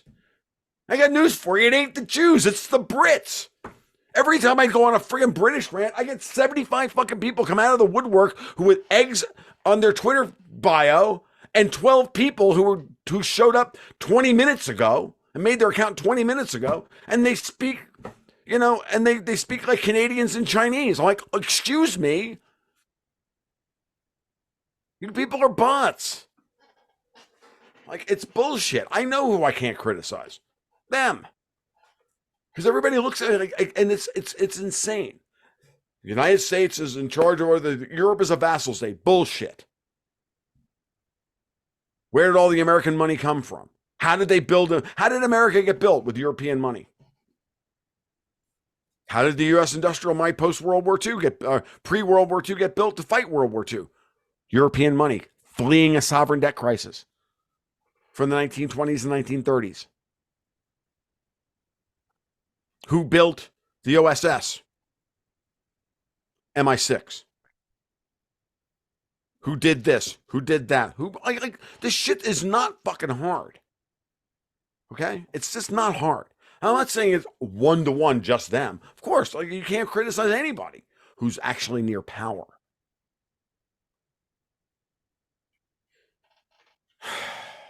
I mean, every day I'm like, dude, I'm just some asshole from North Florida with a microphone. Right? And, trying to make my way in the world. I spend more of my day thinking up ways that they can, take my business away from me than I do anything else. Because if you get too close to the real rail, like Trump did the other day when he said, hey, if Putin invades your country, you need him to pay up, I'm under no obligation to defend you. Like, why would I, right? That's the new third rail of American politics, or Western politics, is NATO. Guys, it's not Social Security. When we were kids, there was the third rail of American politics. Thou shalt not mention Social Security if you want to be elected president. Today, it's NATO. NATO is our sacred honor. Why? Putin can't invade or wants. Why? It's the dumbest argument. Why would Putin want Germany? Why? What does he need Germany for? I mean, Germany's not even Germany anymore. Just like, why would he want the UK? I mean, if they're so ineffectual, I mean, I'm at the point now where I almost believe that in order to run, this is how conspiratorial my brain works. In order to make everybody believe, because we're finally starting to uncover the Brits under the bed as opposed to the Reds under the bed, and everybody's like, oh my God, it really is the Brits. Like, they're now sabotaging their own warships so that they can say, no, really, we're incompetent. I don't think that, but I can construct an argument for this to keep the game going a little bit longer. What I actually think is that British leadership is so freaking crazy that their own navy is sabotaging their own ships so that they don't actually send them out into the world to go start a war. That, I think, is far more plausible. That there are British seamen that are like, yeah, no fucking way. Sabotage that friggin' tried missile system or whatever the hell the thing that blew up, that nearly nuked all, right? That failed or the aircraft carrier that, whose engines failed. I'm like, huh, really? The douche, you say? Rolls-Royce can't build a propeller. I used to work the company that I did the nickel boron that we were coating props. Rolls-Royce was one of our clients. We were doing cavitation studies with our nickel boron on their seat props, for Christ's sake, to see if it would, it would lower cavitation, which would then, of course, make the engines. Yeah, in shipping, if you could prove to somebody a 1% improvement in the drivetrain of a ship, you've just shaved $1 trillion off of the cost of the world on an annualized basis. It's ridiculous. That's how much shipping is a fixed cost at that point, because of the materials and the technology in ships really is kind of, we've hit that max point. There's not another order of Pareto of improvement, process improvement on shipping, right?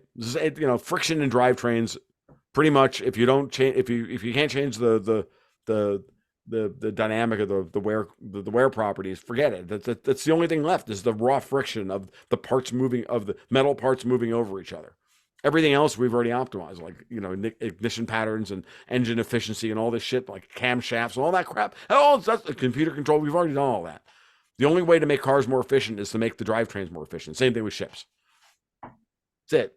Which is, why we were working on the coding. But, solved the problem that nobody wanted solved. It was fun. Well, talking about having fun, I still can't get my head around, putting my life in maybe someone else's hands. And I'm talking about politically and from a real military standpoint. Mhm. And I think about this, is there anyone in America who could speak to Putin without having to put his life in someone else's hands? The way Putin, I would assume, maybe is a free man in Russia and doesn't have to worry about not No, necessarily he's not. He's anyone not. coming at him, but he has the security in place, is what I mean. He actually doesn't. I don't believe he does. Or maybe he doesn't. That's what I'm really worried that Putin is going to get assassinated. That's what I want to bring up. So is Putin Oh, going to get assassinated? Could we touch Putin if we wanted to? The Brits have made it abundantly clear that they've thrown a couple of shots across the bow at Putin. Who has? The Brits have. The Brits have. Oh, absolutely. You think the Brits could touch? I know they've Putin? tried. I don't know. I don't know. That means that look, it doesn't unsuccessful doesn't mean you can do it. Unsuccessful means you tried. Look, there's a lot of hardliners in Russia. There's a lot of hardliners in Russia who would like Putin removed because of all of the everyone's got enemies. Insults. Because he's lasted this long. Because of the insults that the Russian people have had to suffer through, as Putin's path to victory is to say little and do less. Putin's path to victory is to continue to do exactly what he's doing right now. So the provocations against Russia are meant to try and get the people around him and offside and to question his leadership, question his alphaness, and then get them to do something dumb, like bite him. Okay? That we're going back to the original, metaphor for the discussion. And that's what I'm most worried about. We have the elections, and these things always get worse around the time of Russian elections. Putin always seems to mysteriously poison and kill somebody 2 months before an election. And it's always the Brits. Always. Litvinenko, the Skripals, blah, blah, blah. They're all living in Britain at the time, and they all don't die of Novichok. Except for Litvinenko, who got, the Americium cocktail, right? I mean, look, that's, what we're dealing with. And it always happens. Always happens. Like the coup in Maidan was literally timed with the end of the Olympics happening in Russia. The Russian Winter Olympics, right? A week later, they're, starting a coup in Kiev because, Putin is not allowed to have good press on the world stage. I mean, it's so fucking tiresome because it's so very obvious, and it's clear that they just repeat the same. They understand the big lie technique very well. Just keep repeating it. Just keep saying it over and over and over again. Eventually people will believe it because, well, they heard it 27 times. Putin kills journalists. No, he kills CIA assets posing as journalists. And then we get angry about them and call them journalists. In the same way that he ousts philanthropists like George Soros. If George Soros is a philanthropist, then, monkeys are about to fly out of my fucking ass. George Soros is an MI6 asset, for fuck's sake.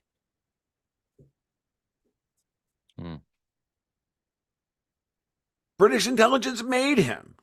Richard Poe and others did that work 25 years ago. This guy was British intelligence.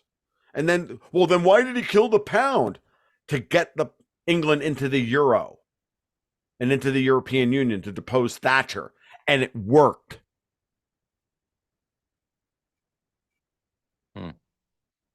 So speaking of, maybe people who may or may not be self-made, but have amassed a lot of power at the table and may or may not be casting a long shadow today, is Obama. So does Obama have power today? Well, he's still running the country. That's So what do you mean by that? But Like, slowly how- but surely, I mean, the Biden administration is the Obama administration at the agency level for the most part. The National Security Council was, yeah, Obama put those guys in place as well, but he handed a foreign policy to the neocons in order to start a war with Russia. But he did so in order to push the globalist agenda forward to eventually push for NATO and the EU and all the money and the bond issuances, all the shit that I was talking about in my latest blog post. Like, they come out after the Munich Security Conference, and what's the first thing that comes out of the mouths of a Davos agent, Kaja Kallas, put in place by Klaus Schwab in what, Latvia or Estonia, I think, saying we need 100 billion euros worth of war bonds issued through the European Commission. And what are war bonds? Well, it's the same thing like everything else. You got to give the European Commission credible tax and spend authority in order to turn the European Commission into the European Commission into a credible governing council for all of Europe, a governing Politburo. They need to have tax and spend authority. The EU Politburo is the European Commission. So they have to have credible taxing authority because that's the Euro's Achilles heel, which is to get 27 member central banks, or 20 member central banks issuing euros and sovereign debt based on those euros. They need to collapse that. They need to get rid of all that. They made this abundantly clear that that's their goal. Get rid of the national sovereign debt, create nothing but euro bonds, just like we have U.S. treasuries as opposed to state of Mississippi promissory notes and state of Florida promissory notes. It's the Hamilton model all over again. And they're not wrong. If they want the European Union to survive, they have to have a singular debt issuance authority. That means that tax and spend authority has to also reside in one political body. This is important. And that's the goal. And so the boogeyman of Putin invading Poland and the Baltics has everything to do with trying to push that ball forward. So every time they can get Putin to go offside and freak people out is another, and then sell it as a big freak out. You know, you're being gaslit by morons, Europe. Putin doesn't want to invade you. Your real enemies are in Brussels. They want to tyrannize you. They want to turn you into vassal serfs in a digital hell that you rent from them. So, and you know, Putin's just, you know, if they can drain Russia of its vitality, well, that's just a twofer. Kill off a bunch of dirty Slavs. That's great. We don't have to have them running around. We only need I mean, think about the way these people would think. Well, we only need a few 100,000 of them to clean our toilets and be our whores. We don't really need more, and work the mines. We don't need more than 4 or 5 million of them. 150 million is way too many. And that's the Russian Slavs. Forget the rest of the Ukrainian Slavs and all the Eastern Europeans. Everybody in the whole Visegrad. All of them. They all need to go. We'll keep the Poles and the Hungarians and the Romanians and the Bulgarians. They're fine. And we'll get rid of all the Russians. We'll let the Kazakhs work the mines. They're good at that shit, I guess. I don't know. I mean, this is the way these people think. I'm dead serious. You have to start thinking like a disaffected, horrific, entitled, inbred European oligarch. Start thinking like that. What would you do if the financial system that your wealth is predicated on? What would you do? And the political system and the military system that you've built, and the whole system that you've built, all your wealth into perpetuity is based on the perpetuation of that system. What would you do? You don't have any fucking marketable skills. You're an inbred, arrogant, narcissistic European oligarch. What would you do? Everything. Would you kill off a lot of people? Yes. Would you try to balkanize Russia and the United States? Yes. While you're consolidating power in Europe? Yes. This is not a difficult game board to suss out here, folks. It's not that hard. I could make a suitably esoteric for a board game reference that nobody would get, so I'm not going to do it. But like, this is not hard.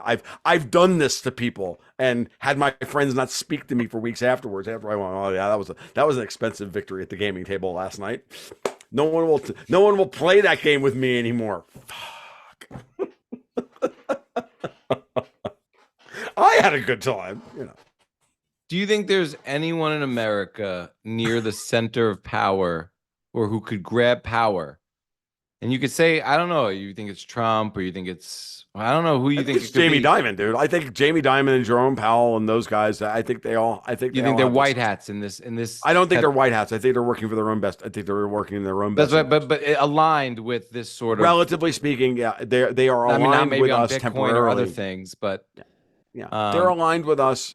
They are aligned with us because they Our own interests- money here in central banking, and Yeah, well, they don't want to our- give up the crown or the golden they don't. goose. My point is they don't. They have to. If they want to continue being bankers, they have to give something back. At this point, they've taken too much. So, I look at the Fed and I go, Okay. I look at the Fed at this point and I go, the Fed likes Bitcoin. But I'm talking about more in terms of president. I don't know if Jamie Dimon is going to run for president. No, the president. Not that it Really? You think matters. the president but has power? Or well, I mean, who's That's going to have? quaint, Steve. Well, I know it's quaint, but I'm thinking more in terms of who's going to have.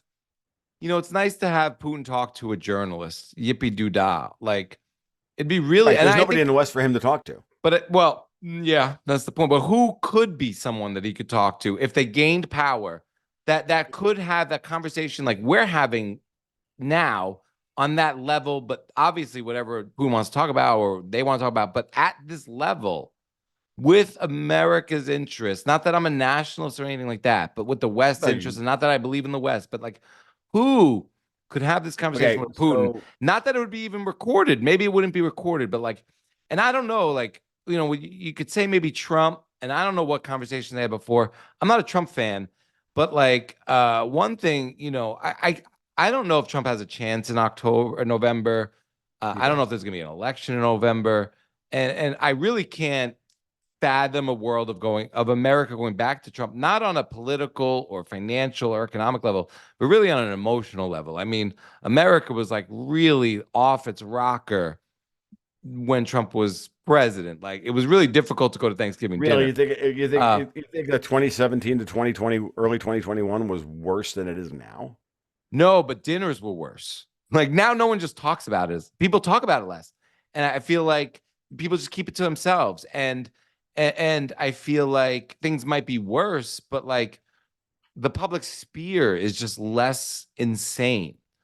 And Trump it's actually more insane than it was. Maybe it's more insane. I don't know. I don't see people. I don't see. I see a lot people of just stopped. People just stopped talking to each other. Yes, that's what I mean. But that's different. But that's not better. No, it's not better, but it's like more tolerable on a minute-to-minute basis. Maybe so, but you know, less tolerable on a month-to-month and year-to-year basis. That may be but more tolerable on a minute-to-minute basis, and it was just like the temperature was like out of control. And I also don't think Trump is necessarily the answer, or anybody over 80 anymore, 75. Like, could we get? I don't think Trump is the answer either. The answer to your question is because that wasn't the question. Whoever the guys I just named put in power is the guy who can make that decision. If they put Trump in power, it'll be that guy. They didn't put Biden in power. But don't you the think guys I'm talking about didn't put Biden in power? I think any of these guys, like, I don't know who could, like, I don't think Trump can go policy wonk with Putin and get into his. No, he doesn't need to. And I don't know who would be, but he would need to be steered. They literally need to carve up Europe and go, yeah, we're gonna back up to, the Warsaw Pact. We're gonna pull NATO out of the Warsaw Pact countries, which half of them want to leave anyway. Hey, and why don't we just end this nonsense and trade oil and gas and aluminum and, right, Ukrainian war brides and the rest of it. Like, the problem is you have to break the back of the globalists. You have to break their political and economic stronghold. It does so. Again, president is not really what's important. The president's only job would be to communicate to Putin, which I believe other people already have. We are finally in control of this shit show. Hold your water. Try and keep things under control on your end of the end of the world, i.e., don't let the crazies take control of your country. We're getting rid of the crazies in ours. And the way you do that is the way I've been talking for 2.5 years. You do that by taking away their cheap fucking money. The power that they have comes from the rehypothecation of cheap credit dollars. You take away their collateral, you cut off all their collateral access to it, and you starve them the fuck out, and you bankrupt them, and you force them to spend money to try and maintain their current position and burn. And all you have to do is, it's a burn rate thing.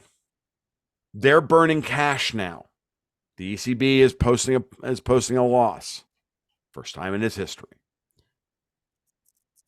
When they run out of their own, when they have to put their own money on the table, and they can't lever up our money and then force us to pay it back through taxes, at some point they got to put their money on the table. And that money goes away. And. So it starts with interest rates. It ends with the reorganization of capital within the United States. And in the interim is political revolt at the top. And it's a slow and painful 20 to 25 year process. Minimum. Because of the entrenched bureaucracy, the entrenched powers, the entrenched systems. But it starts with spending cuts and the next election. It starts there. Meaning Trump actually wins, which he will. If it's anything close to a fair election, he will win. I'm talking about him. I'm talking about the actual votes cast, not the fake votes cast and the ones that are presented to us. Do I believe we've held anything close to a real election in 30 years? No. I'm not a fucking Pollyanna, dude. But you make the mistake.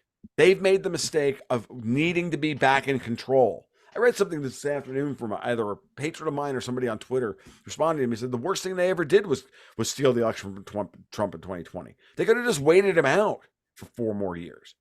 His second term would be done, and then they could just move in whoever they wanted. No, they couldn't do that. Why? Because they understood that their agenda had a timer on it. And that timer is that they had to reach certain milestones by certain dates. Bruno Le Maire, the other day, let the cat out of the fucking bag. The finance minister of Belgium. He came out and he said, look, I don't understand what's going on. Like, we were already supposed to have seized the savings of Europe. The $35 trillion to go fight climate change. Why hasn't that happened yet? Because the flying monkeys are in charge. And all they know how to do is to run this system that they built. They have a Gantt chart in front of them. Do you think Ursula von der Leyen has one creative fucking bone in that bitch's body? No, she's got a Gantt chart in front of her of the order of operations and things that need to be done on these dates in order to move the project forward. She's a project manager. Okay? Running literally Microsoft project. Okay? That's her job. Same thing with Rishi Sunak, same thing with Joe Biden, same thing with Barack Obama, same thing with these people they're just project managers. You're just smart enough to read the Gantt chart and to bark fucking orders at underlings that they pay really well and abuse, but not smart enough to realize that the Gantt chart is fucked. And that in 6 or 9 months or a year or something, they're going to hit the fucking wall. And there's not going to be any money to continue this. Again, this morning, I was literally talking about this morning. I said, it's like a production line. And they're all running the production line to build a Ram 1500. And they're waiting on, and it's 3 months or 6 months or 9 months, they're going to be waiting on screws, the bolts to hang the doors. And they can't put the door on without the bolts, but there are no bolts. They're like, well, it's okay. Take a break. We'll get, the bolts are coming in 15 minutes. It's been 15 minutes. You go back on the line. There's no bolts. You said there was an hour. Come back tomorrow. We're waiting in the fucking break room for 4 months and you're still paying me. Haven't moved a fucking truck out the door. How are we still making money? Well, the dumb people are still paying their taxes. For how long? Like, this is the moment where we're getting to. And the bolts and the money that I'm talking about, it's the sovereign debt. There comes a point where you just have to realize that they're spending hundreds of billions of fucking dollars trying to maintain the current pricing regime in the capital markets. And they're hoping that they can keep this thing running long enough to get to the election in the fall in the United States so that they can and start World War III. And then that happens, and then they can collapse. And then they have a bunch of different, then they have a flow chart for to decide how they're going to run the Gantt chart from there, right? It could be, well, we collapse them because, we seize, we repudiate all the debt for the people that we've sanctioned. Anybody on the sanctions list, we don't pay them back. They own treasury bonds, we don't pay them, right? And then the whole thing just starts. They start wiping them off the balance sheet. And they just collapse everything, and then they destroy the concept of being good creditors. But what they do, they default on all the debt, and then they issue a new currency, and they issue new debt based on the new currency. Like, that's what they're going to do. That's their plan. It's not even like all that hard. I mean, Soros just talked about using perpetual debt and all the. I've written reams about the various ways that they could go about doing this bullshit and the way they've signaled to us what they're going to do. But the truth of the matter is that none of those plans are doable at 6%. So Putin wins by saying less and saying little and doing less. Just keep grinding the Ukrainians out. Send more cops, like the old zombie movie. Like, how do you beat NATO? You keep having NATO throw more shit in there, and it's a bankrupting process. It's the same thing with Powell. How does Powell win? How does Powell reassert, or finally assert, for the first time in 250 years, America's independence from the City of London? Raise rates to 5.5% and hold them there.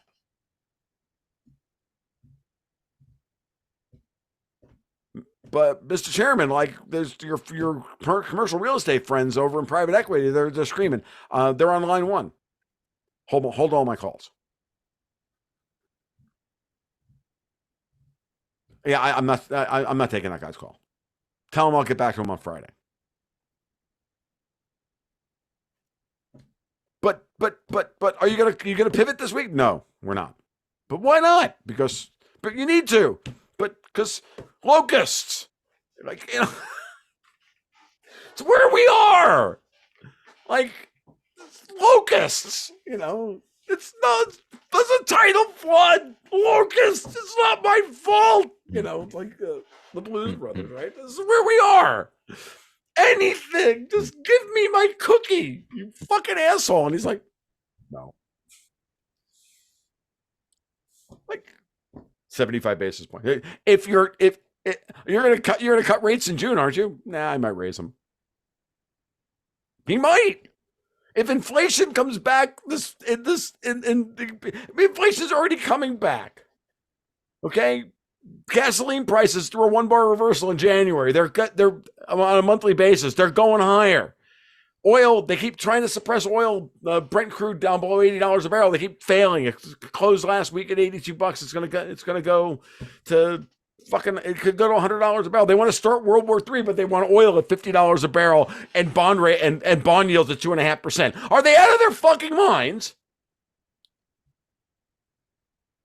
I mean, I you know, we always do this late at night when I'm really like a little frazzled, like because I'm tired. But dude, I'm serious. Like this is, I mean, maybe that gets you get the best shit then. I don't know, but like put these three things together. They want global fucking war, $50 a barrel oil, a euro at $1.10, and German bond yields at 2.5%. That's their solution to the 5-layer differential equation that is the European economy. Solve that, motherfucker, and tell me you've got a rational number that doesn't have a whole bunch of, you know, irrational square root of negative ones in it. Like, are you out of your minds? Well, no, we just wrote a law. Like it's right here. There's a law. It says that it works. I'm like, it's not a physical law. I have one for you. It's the Gibbs free energy equation. It does not work. Like, you know, this is what we're dealing with these people. They literally engage in magical thinking, and they think that power gets them what they want. They have the ability to bark orders and make things happen. They write a law, stroke of the pen, law of the land, kind of cool. How about go fuck yourself? Did you ever think of that? Because because Mao was wrong, by the way. I thought about this the other day. Mao was wrong. Truckers revolt in New York after the Trump verdict. Like, it may not amount to a hill of beans. It probably already hasn't. Doesn't matter. What's important is that they understand their political power. Political power, Mao was wrong. Does not end at the barrel. Does not come from the end of the barrel of a gun.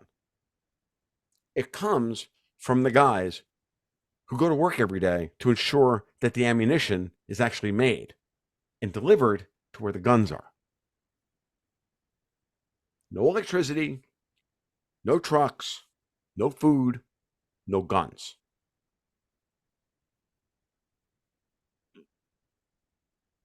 You want to fight? Why do you think? So back to Bruno Le Maire. He's literally telling you that great taking thing that everybody's been talking about for the last 9 months. We had that planned. That was already supposed to happen. Why hasn't it happened yet? What have I been saying for the last 9 months about that? So the day that book was first sent a PDF, somebody sent a PDF to me of it the day after that David Webb released it. And I'm like, okay. I already know what's in this book because I followed Jim Sinclair 15 years ago. I'm like, they'll get it done in Europe. There's 800 million guns in the United States that says, yeah, try that. You all wind up in the East River with cement shoes, if you're lucky. If we don't just chop your fucking heads off. There's a legal system in the United States that will prevent that from happening. Even if that court system is compromised and a kangaroo court, it will take years for them to steal all of our assets. There are not enough sheriffs who will be down with this to throw people out of their homes. The FBI, the IRS, all these people can come down. Do you have any idea how powerful your local sheriff is, folks? They don't have that anymore in Europe. We have it here. And I got news for you. I live in rural North Florida, right? A couple 100,000 people live in this county. And any one time, they have maybe half dozen or a dozen sheriff's officers on duty across the entire fucking county, which is 60 miles long and 35 miles wide. So you're going to get the sheriff, Mr. Banker, to come and evict me from my home because he stole it from me. Yeah. You'll get 4 of those done a day in my county, if you're lucky. And they don't just sit at the local Waffle House and order another cup of coffee. Like, stop being gaslit by morons. They want you to believe that they have unbelievable amounts of power. Going right back to what we said at the beginning of the top of the show about demoralization. They want to demoralize you and tell you you have no political power. Bullshit. You have all the political power. You have all the weapons you need. Now go fight. It's your choice. You choose to lie down. That's your choice.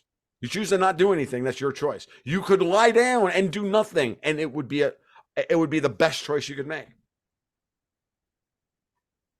Contribute to your local sheriff. Hold a fundraiser for them. Build your community. Store some goddamn food. Learn how to shoot. Learn how to trap squirrels. This shit ain't hard. This is how you beat Klaus Schwab. This guy wants to be a disembodied brain in the net. He's a moron. He's not even as smart as he thinks he is because he's a midwit. I'm not the smartest guy in the room, and I can figure out how to beat this guy. It's not hard. So I don't fear him. I fear people believing that. I fear people fearing him. Don't fear him. Move on. Buy some Bitcoin, do the thing. We all know what to do. Let's just go do it. Start a business, mentor a kid, mentor a teenager, get him a job, do something, do some fucking thing. Sydney, sit down, have a cream soda, eat a sandwich, do some fucking thing. Seriously. You know how much I hate dead air, so I'm just going to keep going. No, I love it. You're smiling over here because I hate dead air, so I'll just keep going. But I love that you brought up the sheriff. My friend Wesley Schlemmer from the Tampa area, Bitcoin Bay, he talked about get to know your local sheriff. Absolutely. Very important. I think that, and get to know your local rancher or where you get your food from. And I think it's more important than your banker. But, when you think about sort of the local sheriff, and I think about this upcoming election. So, look, World War III is on the table, Civil War is on the table, but we'll kind of gloss over that. And let's say in normal land and things are kind of cruising. So Devin Weaver of Twitter, he kind of asked, the Fed versus the ECB battle and lines drawn as it relates to the American election. And how does Trump and RFK Jr. fit into this battle? Any chance RFK becomes Trump's running mate?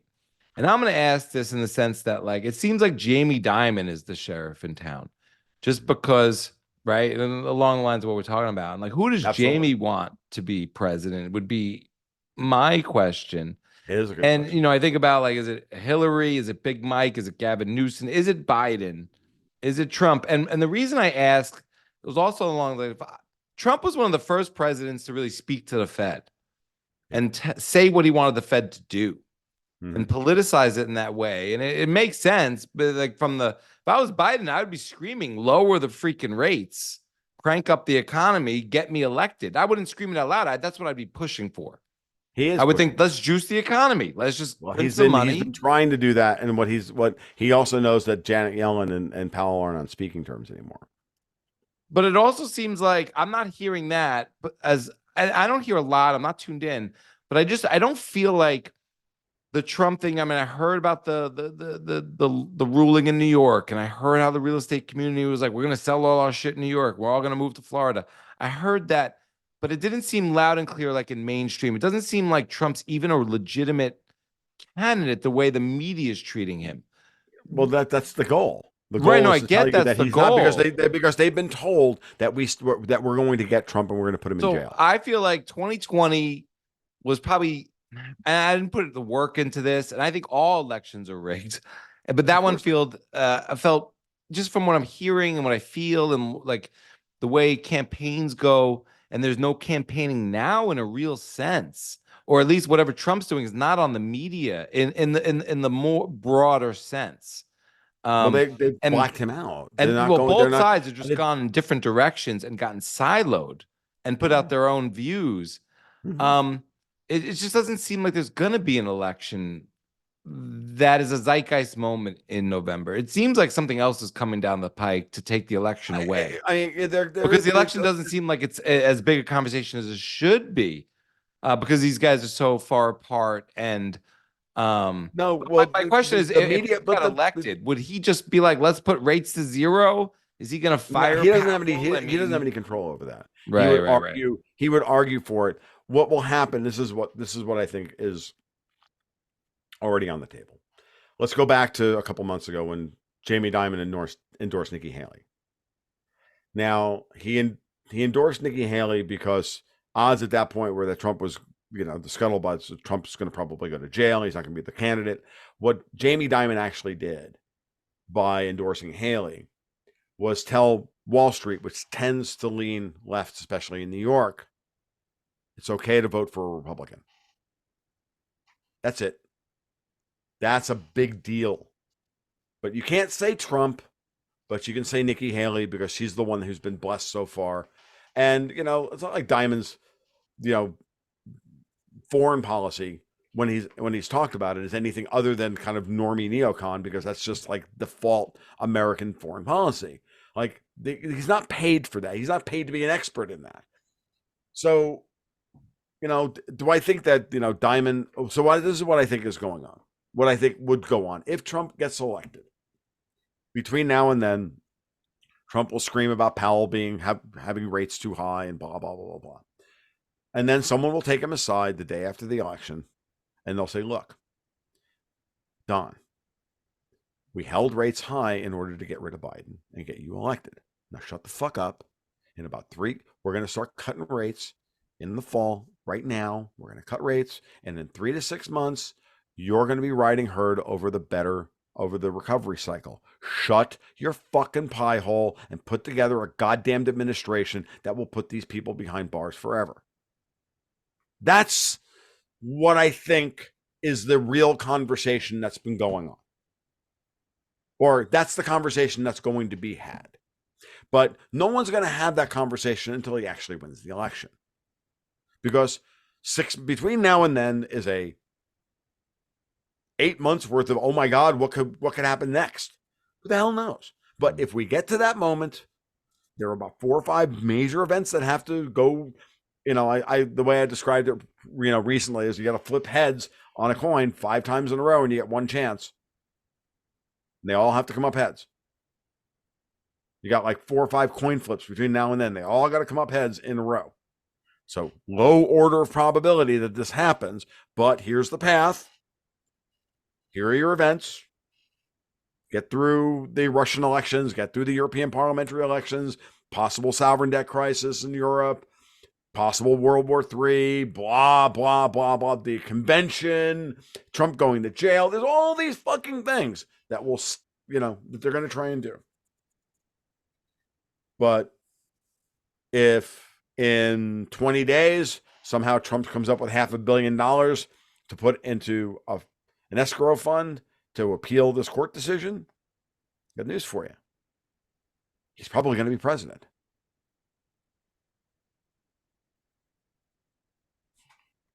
Who puts up the he doesn't have the $455 million to do this, but if somebody puts it up for him, if they're that worried about, if they're really that worried about it, someone dude, get $450 million for Wall Street in cash? Really?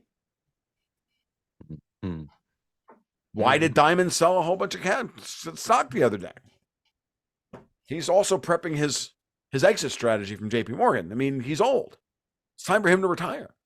Oh, by the way, in his line of succession, there's no Mary Erdos. Mary Erdos is the Davos snake in the fucking garden at JP Morgan. Mary Erdos is the one that managed Epstein's accounts, by the way. She's not in the line of succession at JP Morgan that I saw.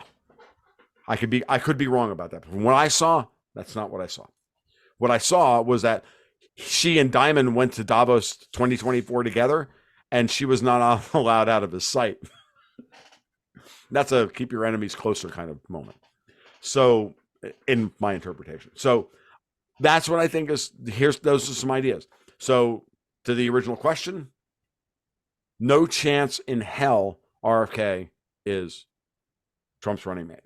RFK Jr. will run to the left of Trump to draw people away from, to draw the center away from Joe Biden. I thought to draw away from Trump. No, left. He'll run to the left of Trump to ensure to pull from Biden's vote totals and shore up Trump's control over the center of the electorate. Trump doesn't need the center left to win. He needs the center left to not vote for Biden. So RFK Jr. is running to benefit Trump? I think so. You think so? Or at the very least, or the establishment is pushing him to run for the benefit of Trump, whether he possibly wants as well. I mean, at this point, he's a Ross Perot figure at this point, at best. And he's a very strange figure to me. I mean, I grew up, there's certain subjects that were fascinating to me. The Kennedys are a very fascinating family. I think of them as America's royalty. There's a lot of intrigue in their family with death. Of late, I've wondered whether they're just, let's say, actors or figures in a greater plot that they're okay with. And so, considering Teddy's history and RFK Jr.'s cousin's history and a lot of different things, but at the same time, and I don't want to vote. I don't want to spend my time sitting online for these people. And I know, Tom, that you have a lot of optimism for this process because of a lot of nuance. I don't want to gloss over it that we haven't talked about here, but there's a lot of things I like about RFK Jr. There's some things I hate, but there's a lot of things I really like. And if the Kennedy family is real, there's just a lot of things I think he brings to the table. So it's just very compelling. He's a very compelling character. He's an interesting character. He's not that compelling for me personally, but yeah. I find him interesting from a strategy and tactics perspective. Yes, and he seems to understand modern. And I'm glad he's in the race because he splits the left vote.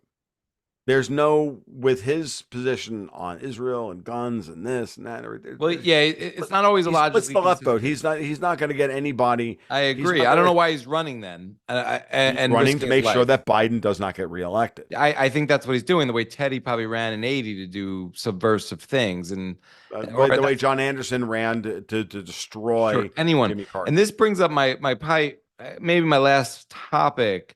And there's three things here that kind of go together, right? So there's the Russell Brand interview. So I asked about the Kevin Spacey interview. You haven't seen that one. I have seen the Russell Brand interview. I haven't seen the Russell Brand one. I thought it was phenomenal. And I know you'd think that. And I don't know much about it, but and then there's your piece that gets into nuts and sluts. And it was a very interesting angle from this. So bringing this all together is the slim majority. And I'd love to, so like in, let's say the Senate, you can have pieces of Romney or Susan Collins that you don't have to control all the Senate to kind of control the outcome. But nuts and sluts seems to play into this. And Russell Brand kind of got swept into this sort of like, tactic as well. Yeah, no, he absolutely did. The slim majority, so the moment they got the House back, what's the first thing? And then they moved Mike Johnson into the speakership. What's the first thing that happened? We lost like three Republican House members of the House, so that we were down to a majority of one in the House. He did it on purpose. They're still trying to get rid of Mike Johnson by getting rid of the Republican majority in the House. I mean, this is how evil this shit is at this point, right? Johnson is doing yeoman's work, just tying up the Ukraine aid until after the Munich Security Conference, when the whole full court press was on to try and make that happen. Some form of an aid package is going to get past the House, but all the money laundering version of what was passed through the Senate is not going to happen. The $95 billion one's not going to go through. Mitt Romney is in the Senate for one vote in his life. Whatever vote they need him to vote for, that's what he's there for. just like Collins, just like Murkowski, just like the rest of them. They were there to undermine Trump's majority in the Senate, and now they will be they're there to ensure that the orthodoxy is held. So if there's a thing that comes up where there's a couple of Democrats who will defect, it'll be Mitt Romney who goes, nope. In good conscience, I can't do blah. And that's what they're there for. These people were selected to ensure that they could be turned on. It's like the way I, you remember 3 months ago, we were talking, everybody was talking about, oh, well, the Fed pivoted in December, blah, blah, because of the dot plot and the dot plot and the dot plot and the dot plot. I'm like, they started this shit about the dot plot in June, by the way, last year. Right after Janet Yellen finally had to back down over the debt ceiling crisis and all that stuff. From that moment forward, starting with the June FOMC meeting, everybody was saying you should really watch the dot plot to see what the Fed's going to do next. And they built this narrative for 6 months in order to get to the December FOMC meeting. You'll understand where I'm going with this in a minute. To get to the FOMC meeting in December, when they needed to push rates lower into the end of the year because because they needed to create this rally to blackmail the Fed into pivoting. So you put, if you're the Fed, if you're these evil fucking people, in fall of 2021, you start an insider trading scandal against the Federal Reserve with the intention of trying to get Jerome Powell out of office so that he does not get reconfirmed. It fails. It was designed and executed by the woman who would have been his replacement, Lael Brainerd. In the process, you get the three biggest hawks on the FOMC, Kaplan, Corita, and Rosengren. You replace them with IQ 75 commies, Sarah Bloom Raskin, and a couple of Lisa, all the other ones. Daniel DiMartino Booth knows all their names. I don't follow the Fed that closely.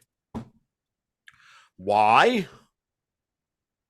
Because when Powell's reconfirmed, these people get to be out there in public talking down, slowing down the Fed's high policy to work against Powell when they need to. But when push came to shove and they really needed to sell something, at the last minute, somebody moved their dot 24 hours before the meeting to pull the average number from 4.9% in 2024 to 4.6 to have the market go ballistic for this to happen. Blah, sell the 7 rate cuts coming into that are going to happen in 2024. Same thing with Mitt Romney. When we need a bill that's going to have to pass through and it's split, we can always call on Mitt and we can go, you know what, Mittens, now's the time. Otherwise, you fucking a 14-year-old is front page news. Or in Mitt's case, I'm a committed globalist. What do you want me to do? Oh, you want me to do that now? Okay. Gotcha, boss. You have to understand this is how they manage your perspective. This is how they gaslight you. I've just showed you the method. And they set these narratives up 6, 8, 9 months, a year, 2 years in advance. They know exactly what they're doing. They put their pieces in place. They map the Gantt chart out. What else do they have to fucking do? They don't work for a living. They don't have jobs. Their jobs are to fuck you over if they have a job at all. It's not like they go to work every day and actually manage people or create products or try to make anybody's life better. No, their job is to torment us with this shit. And they're very good at it. So that's really all when you realize it, it's like, we analyze these people, from the outside when we're not like, we don't do it every day, right? And just like, oh, well, Chuck Schumer's just a piece of shit. Now I got to go back to work, dude. My break's over.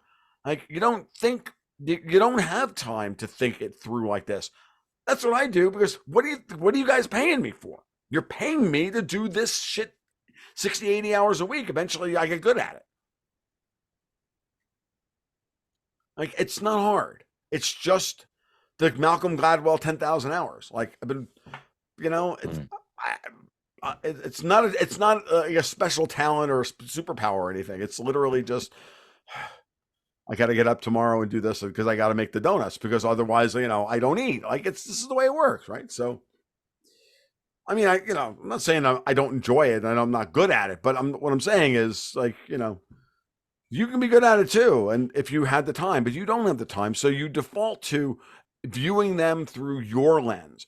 You don't have the time to think up these fucking plans, so how can they? I'm like, they don't work for a living. They don't, go and teach, fifth grade social studies or language arts or whatever the hell it is that you do for a living. They don't, like, or they don't go sit in an office and push papers around. They don't do that. Like, they do this. Quintillionaires. From the other side of the microphone. Yeah. I'm going to read a little bit from your work before I ask some final few questions here. Davos trust in the end of comfortable wolves. Last fall, Tom poked the slumbering bear of the ungovernable set by taking extreme umbrage with calling people sheeple. For the record, he absolutely detests that word. Bullshit. Most people are not sheep. They are just comfortable wolves. Take enough comfort away, and you'll see the wolf come out fast. I love this. I love that because I am a bit of a pessimist. I could be cynical, but I meet with people, and somehow, some way, I'm coming across a lot of smart people, and they might not get this or that, but they're like, I'm fighting this right now. They're not fighting it at all, and they might not say Bitcoin, and I might be like, fuck, they're not fully awake. And I want to write off everything they say, but I'm not running into, everyone's not an idiot. And it was very interesting. Isaiah Jackson said this thing, and he wrote Bitcoin in Black America, and this comment has nothing to do with Black America, but he talked about how, everyone talks about Texas and Florida, but like no one mentions the boys up in the Carolina mountains. And those motherfuckers got 100 guns each, and they don't want to be told what to do about anything. And I think these people are all over the country. There's a lot of the salt of the earth. And I want to go on. So you're right. In most situations, public conversations reveal the truth of who we are. Twitter is one of the best mirrors of our true personality and state of mind than anything else devised yet. In my opinion, there's such a low barrier to contracting foot in the mouth disease that we all pass it around like first graders while generally acting like them in public. But at the heart of your observation, or Tom's observation, is who will you really become when you have nothing left to lose? Or better yet, where's your lost threshold before the real you bears your canines? And so I wonder when, people are going to come out and fight. But I want to ask you, in what ways can things go well or better? And I'll throw in, is Bitcoin involved? I'll pander to the title of the show, Bitcoin Matrix. No, I think Bitcoin absolutely has a role to play in this. But as a bearer asset now and as a wealth preservation tool now, not as a currency. I mean, if you want to use it as a currency or as a payment, like, you go right ahead. I don't have any, but its real power at this point is as a bearer asset that can be collateralized by the financial system, which is desperately short of collateral, and by you as a wealth preservation tool in the face of ruinous inflation and uncertain policy and war and all the rest of it. It's the thing that they can't really steal from you if you're smart about it. And if you know how to protect your wealth, if you know how to protect your keys and you know how to protect your you've got good operational security, you got good OPSEC. Bitcoin provides a tremendous amount of comfort. It provides a tremendous amount of security. So does gold. So to a lesser extent, so does silver. I'm agnostic on all three of these assets. I like them all. I'm not a Bitcoin maximalist. I will argue to the end of my days that Bitcoin maximalism is a religion. In the same way that, I have to grudgingly accept every once in a while that libertarianism and/or Austrian economics is a bit of a religion. But at the same time, I'm really just a Star Wars guy. But because I just don't believe that that there's no technology that is the end of the process. And I just take a very high level approach to that, but that doesn't mean that I don't like Bitcoin. I'm just not a Bitcoin maximalist. And anybody who gets angry with me about that, well, I would say that you're the one in need of therapy and of a perspective correction. That's fine. I'm in therapy, by the way, because this is what I got to do to make it to be even remotely, fit for human consumption when I sit down with Cedric for 2.5 hours, right? So, where the hope is and where is in all the things I've talked about previously. You still have power, folks. You still have agency in this world. They only herd you into 15-minute cities and eating bugs and living in pods if you let them. It's simple. It's that simple. The system is not that powerful. The system is very brittle. If it wasn't so fucking brittle, they wouldn't be putting the full court press on to trying to rob you of your reason. If they were so confident that they were going to win, they'd be sitting back and going, yeah, whatever. It's fine. Do whatever you want. We don't care about Bitcoin. But no, you got the ECB going out and writing a blog the other day that was Peter Schiff level of attack against Bitcoin. Okay? That's about the biggest insult that I can make to a Bitcoin opponent, a person who's an opponent of Bitcoin. If you make a Peter Schiff level argument, you're just out the door. Here's the door. Shut the fuck up. Like, I'm sorry. It's just dumb. So when they wouldn't be doing that if they weren't scared of it. They wouldn't be doing, and I'll tell you why they're scared of it, and especially that blog post. That blog post tells you that they're scared of the fact that the United States financial system has legitimized Bitcoin as a collateralizable asset for financial transactions in the United States. It tells me that the infrastructure that I thought they were building in the U.S. is already in place for Tether to be a sink for U.S. Treasury bonds and to use all of it as fucking collateral for the repo markets. And it's already here, folks. It's already here. It's done. And every day that you put Bitcoin in your fucking IRA through the ETF, through one of the ETFs, you're helping make it happen. And I got news for you. The ones that refuse to do that are the ones that are going to lose. Like, I don't need Bitcoin to be the highest expression of anarcho-capitalism as I used to think about it. It needs to exist as another layer of collateral within the system that is predictable. We needed the SEC to finally make a fucking decision. The fact that the SEC didn't make a decision was what was keeping America from being a source, being a destination for Bitcoin liquidity and Bitcoin investment. Period. And then by extension, all crypto assets. So that if Bitcoin winds up, Bitcoin doesn't need to be the end of the conversation, right?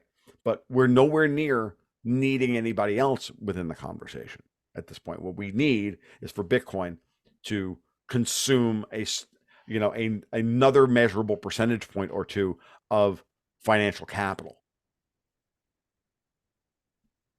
You're building M0. You're building a new stock of M0 within the economy. And within M0, by the way, is gold. But the reserves are now tokenized in such a way that we can see what they are. And they're now being added directly to M0. And by the way, that portion of M0 is not in control by the Fed. So it's good. That's one aspect of it. You should be thinking about how you can shore up your local community banks, because they're the ones that are going to get us out of this shit. So here's a practical thing that everybody can do. You got a couple of $1,000? laying around in a savings account not making any money, go to your local credit union or your local bank. Mm. Don't go to a major. They all want $5,000 or $10,000 to open a CD. My credit union in North Florida, $1,000 minimum, but they're paying 5.2% on 7-month money, and they need the capital to fill the holes in their balance sheets that $1,000 or $1,500 or $2,000 represents. You want to see them offer you better returns on passbook savings? Start by putting your money in CDs in the local account. Pay the you're going to lose the 30 basis points over not getting it in the U.S. Treasury bond, Treasury market. Fine, directly. And you're going to pay capital gains tax on the interest. So you're going to lose about 60 basis points overall. But so the fuck what? That money that was sitting there making 0.25% or 0.3% now is making 4.75%. And your bank is getting the Texas ratio of your bank is going to improve. You want to fight the Great Reset? You're going to need community banks. Because community banks are what built America, not the Second Amendment. Hate to break it to everybody. So there are plenty of guys, Wall Street vets I've talked to that are working really fucking hard to build new banking models. They're happening in Florida. They're happening in Tennessee. They're happening all over the fucking Southeast. The shit's real and it's coming. So you can be a part of it or you can doom it out. And if so, order some SPF 50,000 sunblock from Amazon. Buy yourself a case of whiskey and a couple of cases of cigars. I recommend JR. They've got great JR alternatives are a great smoke for the price. And sit on the porch and wait for the flash. Otherwise, shut the fuck up and go get some work done. That's my rant. I saw you on the porch on another show smoking a cigar. That looked dope. Yeah, it's too dark and too late. If we do this at night, I have to do it in my office. You know, I think I misspoke earlier before too. It's like, you know, I do like banking, real banking, what banking is supposed to be. And so, yeah, you know, I'm not telling you to ignore your local banker. What I love about Bitcoin, you know, I believe good choices lead to good outcomes, and I think that I think our outcomes are path dependent on Bitcoin in a lot of ways. I love that you're not dogmatic about it. You know, we got to figure things out. What I love about Bitcoin is that it gives you agency. It's not just about price exposure, but about having agency in everything you do. Money being one aspect of things you do. I want to ask you, where do you see things in 2028 in the cycle, presidential politics? I mean, is it going to get crazier?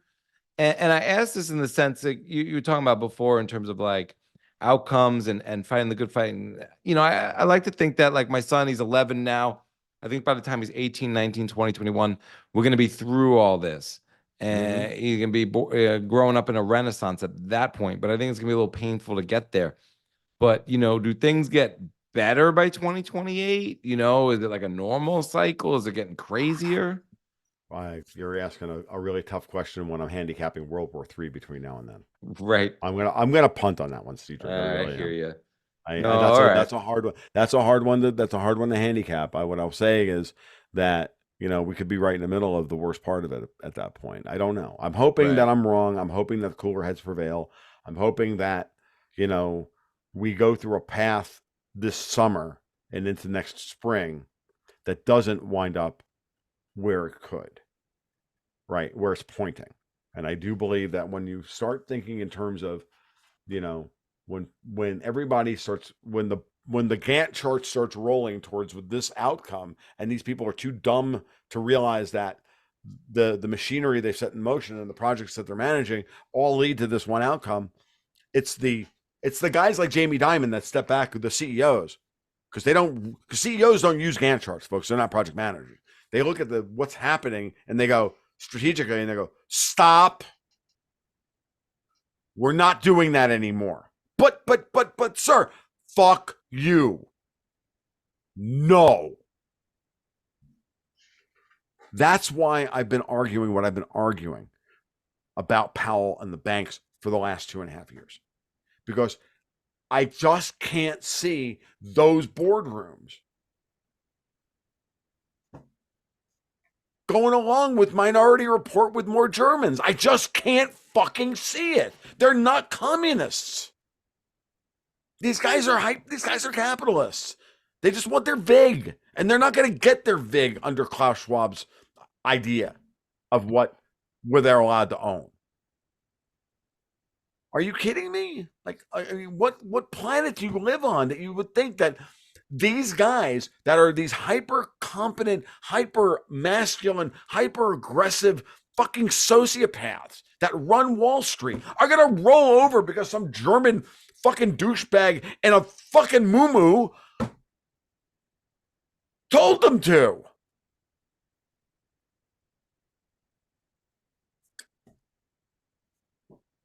I just don't know.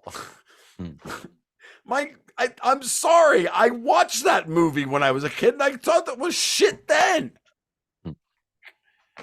Like, they need better writers up at Davos. They really fucking do. And I don't. And by the way, I'm not for hire. Like, all right. To round it out, couple easy ones. all right. Mel from Twitter wanted to know if fainting goats are your favorite. Yes. Like her. Okay, what the hell is a fainting goat? I mean, I know what the fainting words goat, mean. So fainting goats, the Tennessee fainters, myotonics, whatever you want to call them, they are goats that have a condition called myotonia congenita. Cats get it too. Very, very, very, very rare, ultra rare in humans. They faint, they lock up when they get excited. There's a fault in the sodium channel, and they're in the. So how often do you see muscles. a fainting goat? Well, if you have fainting goats, they can faint once every 10 minutes. If they get excited or if they get startled, their legs lock up and then they fall over and they faint. You don't even do you have the goat still? I don't think you have the goat. I don't. I actually have gotten rid of all of my goats. Did you ever have a fainting goat? I had a whole herd of fainting goats. I started with fainting goats. Yeah. And then I moved into Nubians, and I crossed milking goats, Nubians with fainting goats to make milkers, make family milkers, and I had them for years. And we used to have I had a herd of 50 at one point, and we'd have a kidding season. We had 20, 25 kids, and and when you're doing weaning of like 25. You have that many goatlings, we had like temporary fencing for them along the side of the driveway, and my wife would barrel down the driveway in the truck, beeping her horn, and you just like watch all the little kids go. It's hilarious. It doesn't hurt them. Their muscles lock up for a second. They get a little bit of an isometric exercise, and then they get up. And goats have no fucking shame. Half of them fart. They're hilarious. But they're also, I mean, for novice goat herders, they're very small, short, cobby meat goats. And since they faint, they're easy to catch. They're not very big. So you can grab, they faint, and then you grab them by the horns. Like, well, you would go when I had to get them shots, or I had to, give them wormer or whatever. We just walk out in the pasture and go, oh, it's Trini's turn. Trini, wow. And then she'd fall over, and then I grab her by the horns, stand over her. My wife would shoot the wormer into her mouth, and you're next. And they don't give a shit. And they still come back for food 2 minutes later. They don't care. And then you go and grab the next one. But it can only works about once every, they faint once. You get about 10 or 15 seconds to grab them. And then, and so they're really good for novice, young goat. If you want to get into goats, fainting goats are really good goats for training wheels, because they're, you try catching a goat that doesn't want to be caught. Good luck with that. So, right. So they're phenomenal. And they're really good meat goats. They're hardy. I don't know if nothing kills them. You can be the worst goat herder in the world and still make goats that grow goats that don't suck, and then take them to market and actually take them to the slaughterhouse and actually get a halfway decent amount of meat off of them. The whole 9 yards. So I don't know if I've had goat meat. My final question is, you'd go to the Bitcoin Magazine conference in like 2021, 2022, and the joke would be, welcome to the free state of Florida. Mm-hmm. Free country of Florida. Right. Do you think we're going to get the Sunshine State Republic of Florida one day? Is it going to break away? We'll be one of the first ones to go if they push things to the breaking point in Washington. Again, this is why I'm not handicapping anything. I do believe that Florida has everything they need to be independent if they need to be. I believe that tomorrow, if we had to, if DeSantis had to take the terrible step to, if things got out of control in Washington, D.C., and he declared Florida to be independent, that he could be issuing debt at 3% on 20-year notes in no time flat. We have a great economy. We've got a great tax base.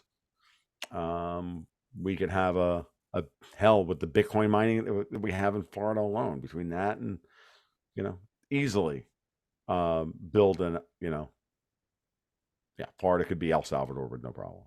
I mean, we have everything. We have nuclear power. We have cattle. We have food production. We used to be number one in cattle. I didn't know that. Now when I'm like 4 or 5, we used to be number one. Yeah, we used to be number one in cattle. I didn't know that. We did. But again, it's like, the history of Florida about driving cattle through the middle of the state. You talk about to across the swamp in Central Florida before there was air conditioning. There's some great books on great history books. I have a lot of learning to do. I just went to St. homeschooling level textbooks for the history of Florida on driving cattle across Florida. It's very, very interesting shit. Yeah. Yeah. I just went to St. Augustine. I got my ass kicked in knowledge. I just didn't know. Yeah. I'm in cattle country up here. Well, where I am, I'm north of Gainesville. It's outside of Gainesville. It's all freaking cattle farms. Well, they're also all getting like the area that I'm in. It's all getting freaking developed. Yeah. Like it's insane at the rate at which it's finally starting to move. It was like we were like stuck in amber for like 10 years after 12 years after 2008. And then all of a sudden, boom. Yeah. It's all getting bought. Property values are rising, like, it's getting expensive, and it may be almost time for me to leave. So we'll see. Where would you go next? Would it be somewhere else in Florida? You don't have to disclose where, but like, would you find another spot? I have if I had to leave Florida, probably I would look seriously at Tennessee, up in the mountains. So I hear you. Sounds good. That would be Tom, as always, it's been so dope. Thank you so much. No problem, man. It was good talking. It's good catching up with you as always, and we'll do this again. And it's about time to stop. My voice is about shot. So I hear you. Thank you so much. All right. Before we let you go, let people know where they can find you and your work. You can follow the blog over tomluongo.me. You can get the podcast, the Gold Coast and Guns podcast. You can get it on any platform. I am on Fountain, by the way, for you Bitcoin guys, and follow me on Fountain. And Patreon. I respond to everybody who comments or donates to the podcast on Fountain. I really like the platform, actually. That's great. Big fan. And Patreon at Patreon/Gold Goats and Guns. I do 2-hour-long market reports, mixture of rant and technical analysis of the important markets. Tie it all together. We do that twice a week. We also do a monthly newsletter where we got a portfolio, and some other private blogs and podcasts that I do for the patrons. I try to talk to my patrons 3 to 4 times a week, so on top of everything else. And then Twitter, TFL1728. So if you follow Cedric, you follow me. So he does a great job of giving me some love over there. So all right. Sounds good. Thank you so much, man. Take care, man. And that's what's up this week on the Bitcoin Matrix podcast with head snitch Tom Luongo. I hope that you found it as informative and enlightening as I did. Hit us up. We'd love to hear your feedback. And thank you for tuning in. If you want to buy sats and build your Bitcoin wealth, head over to River using my link to get up to $100 in free Bitcoin at partner.river.com/matrix. And get your sats off your exchange and secure them with the new standard in Bitcoin multi-sig security.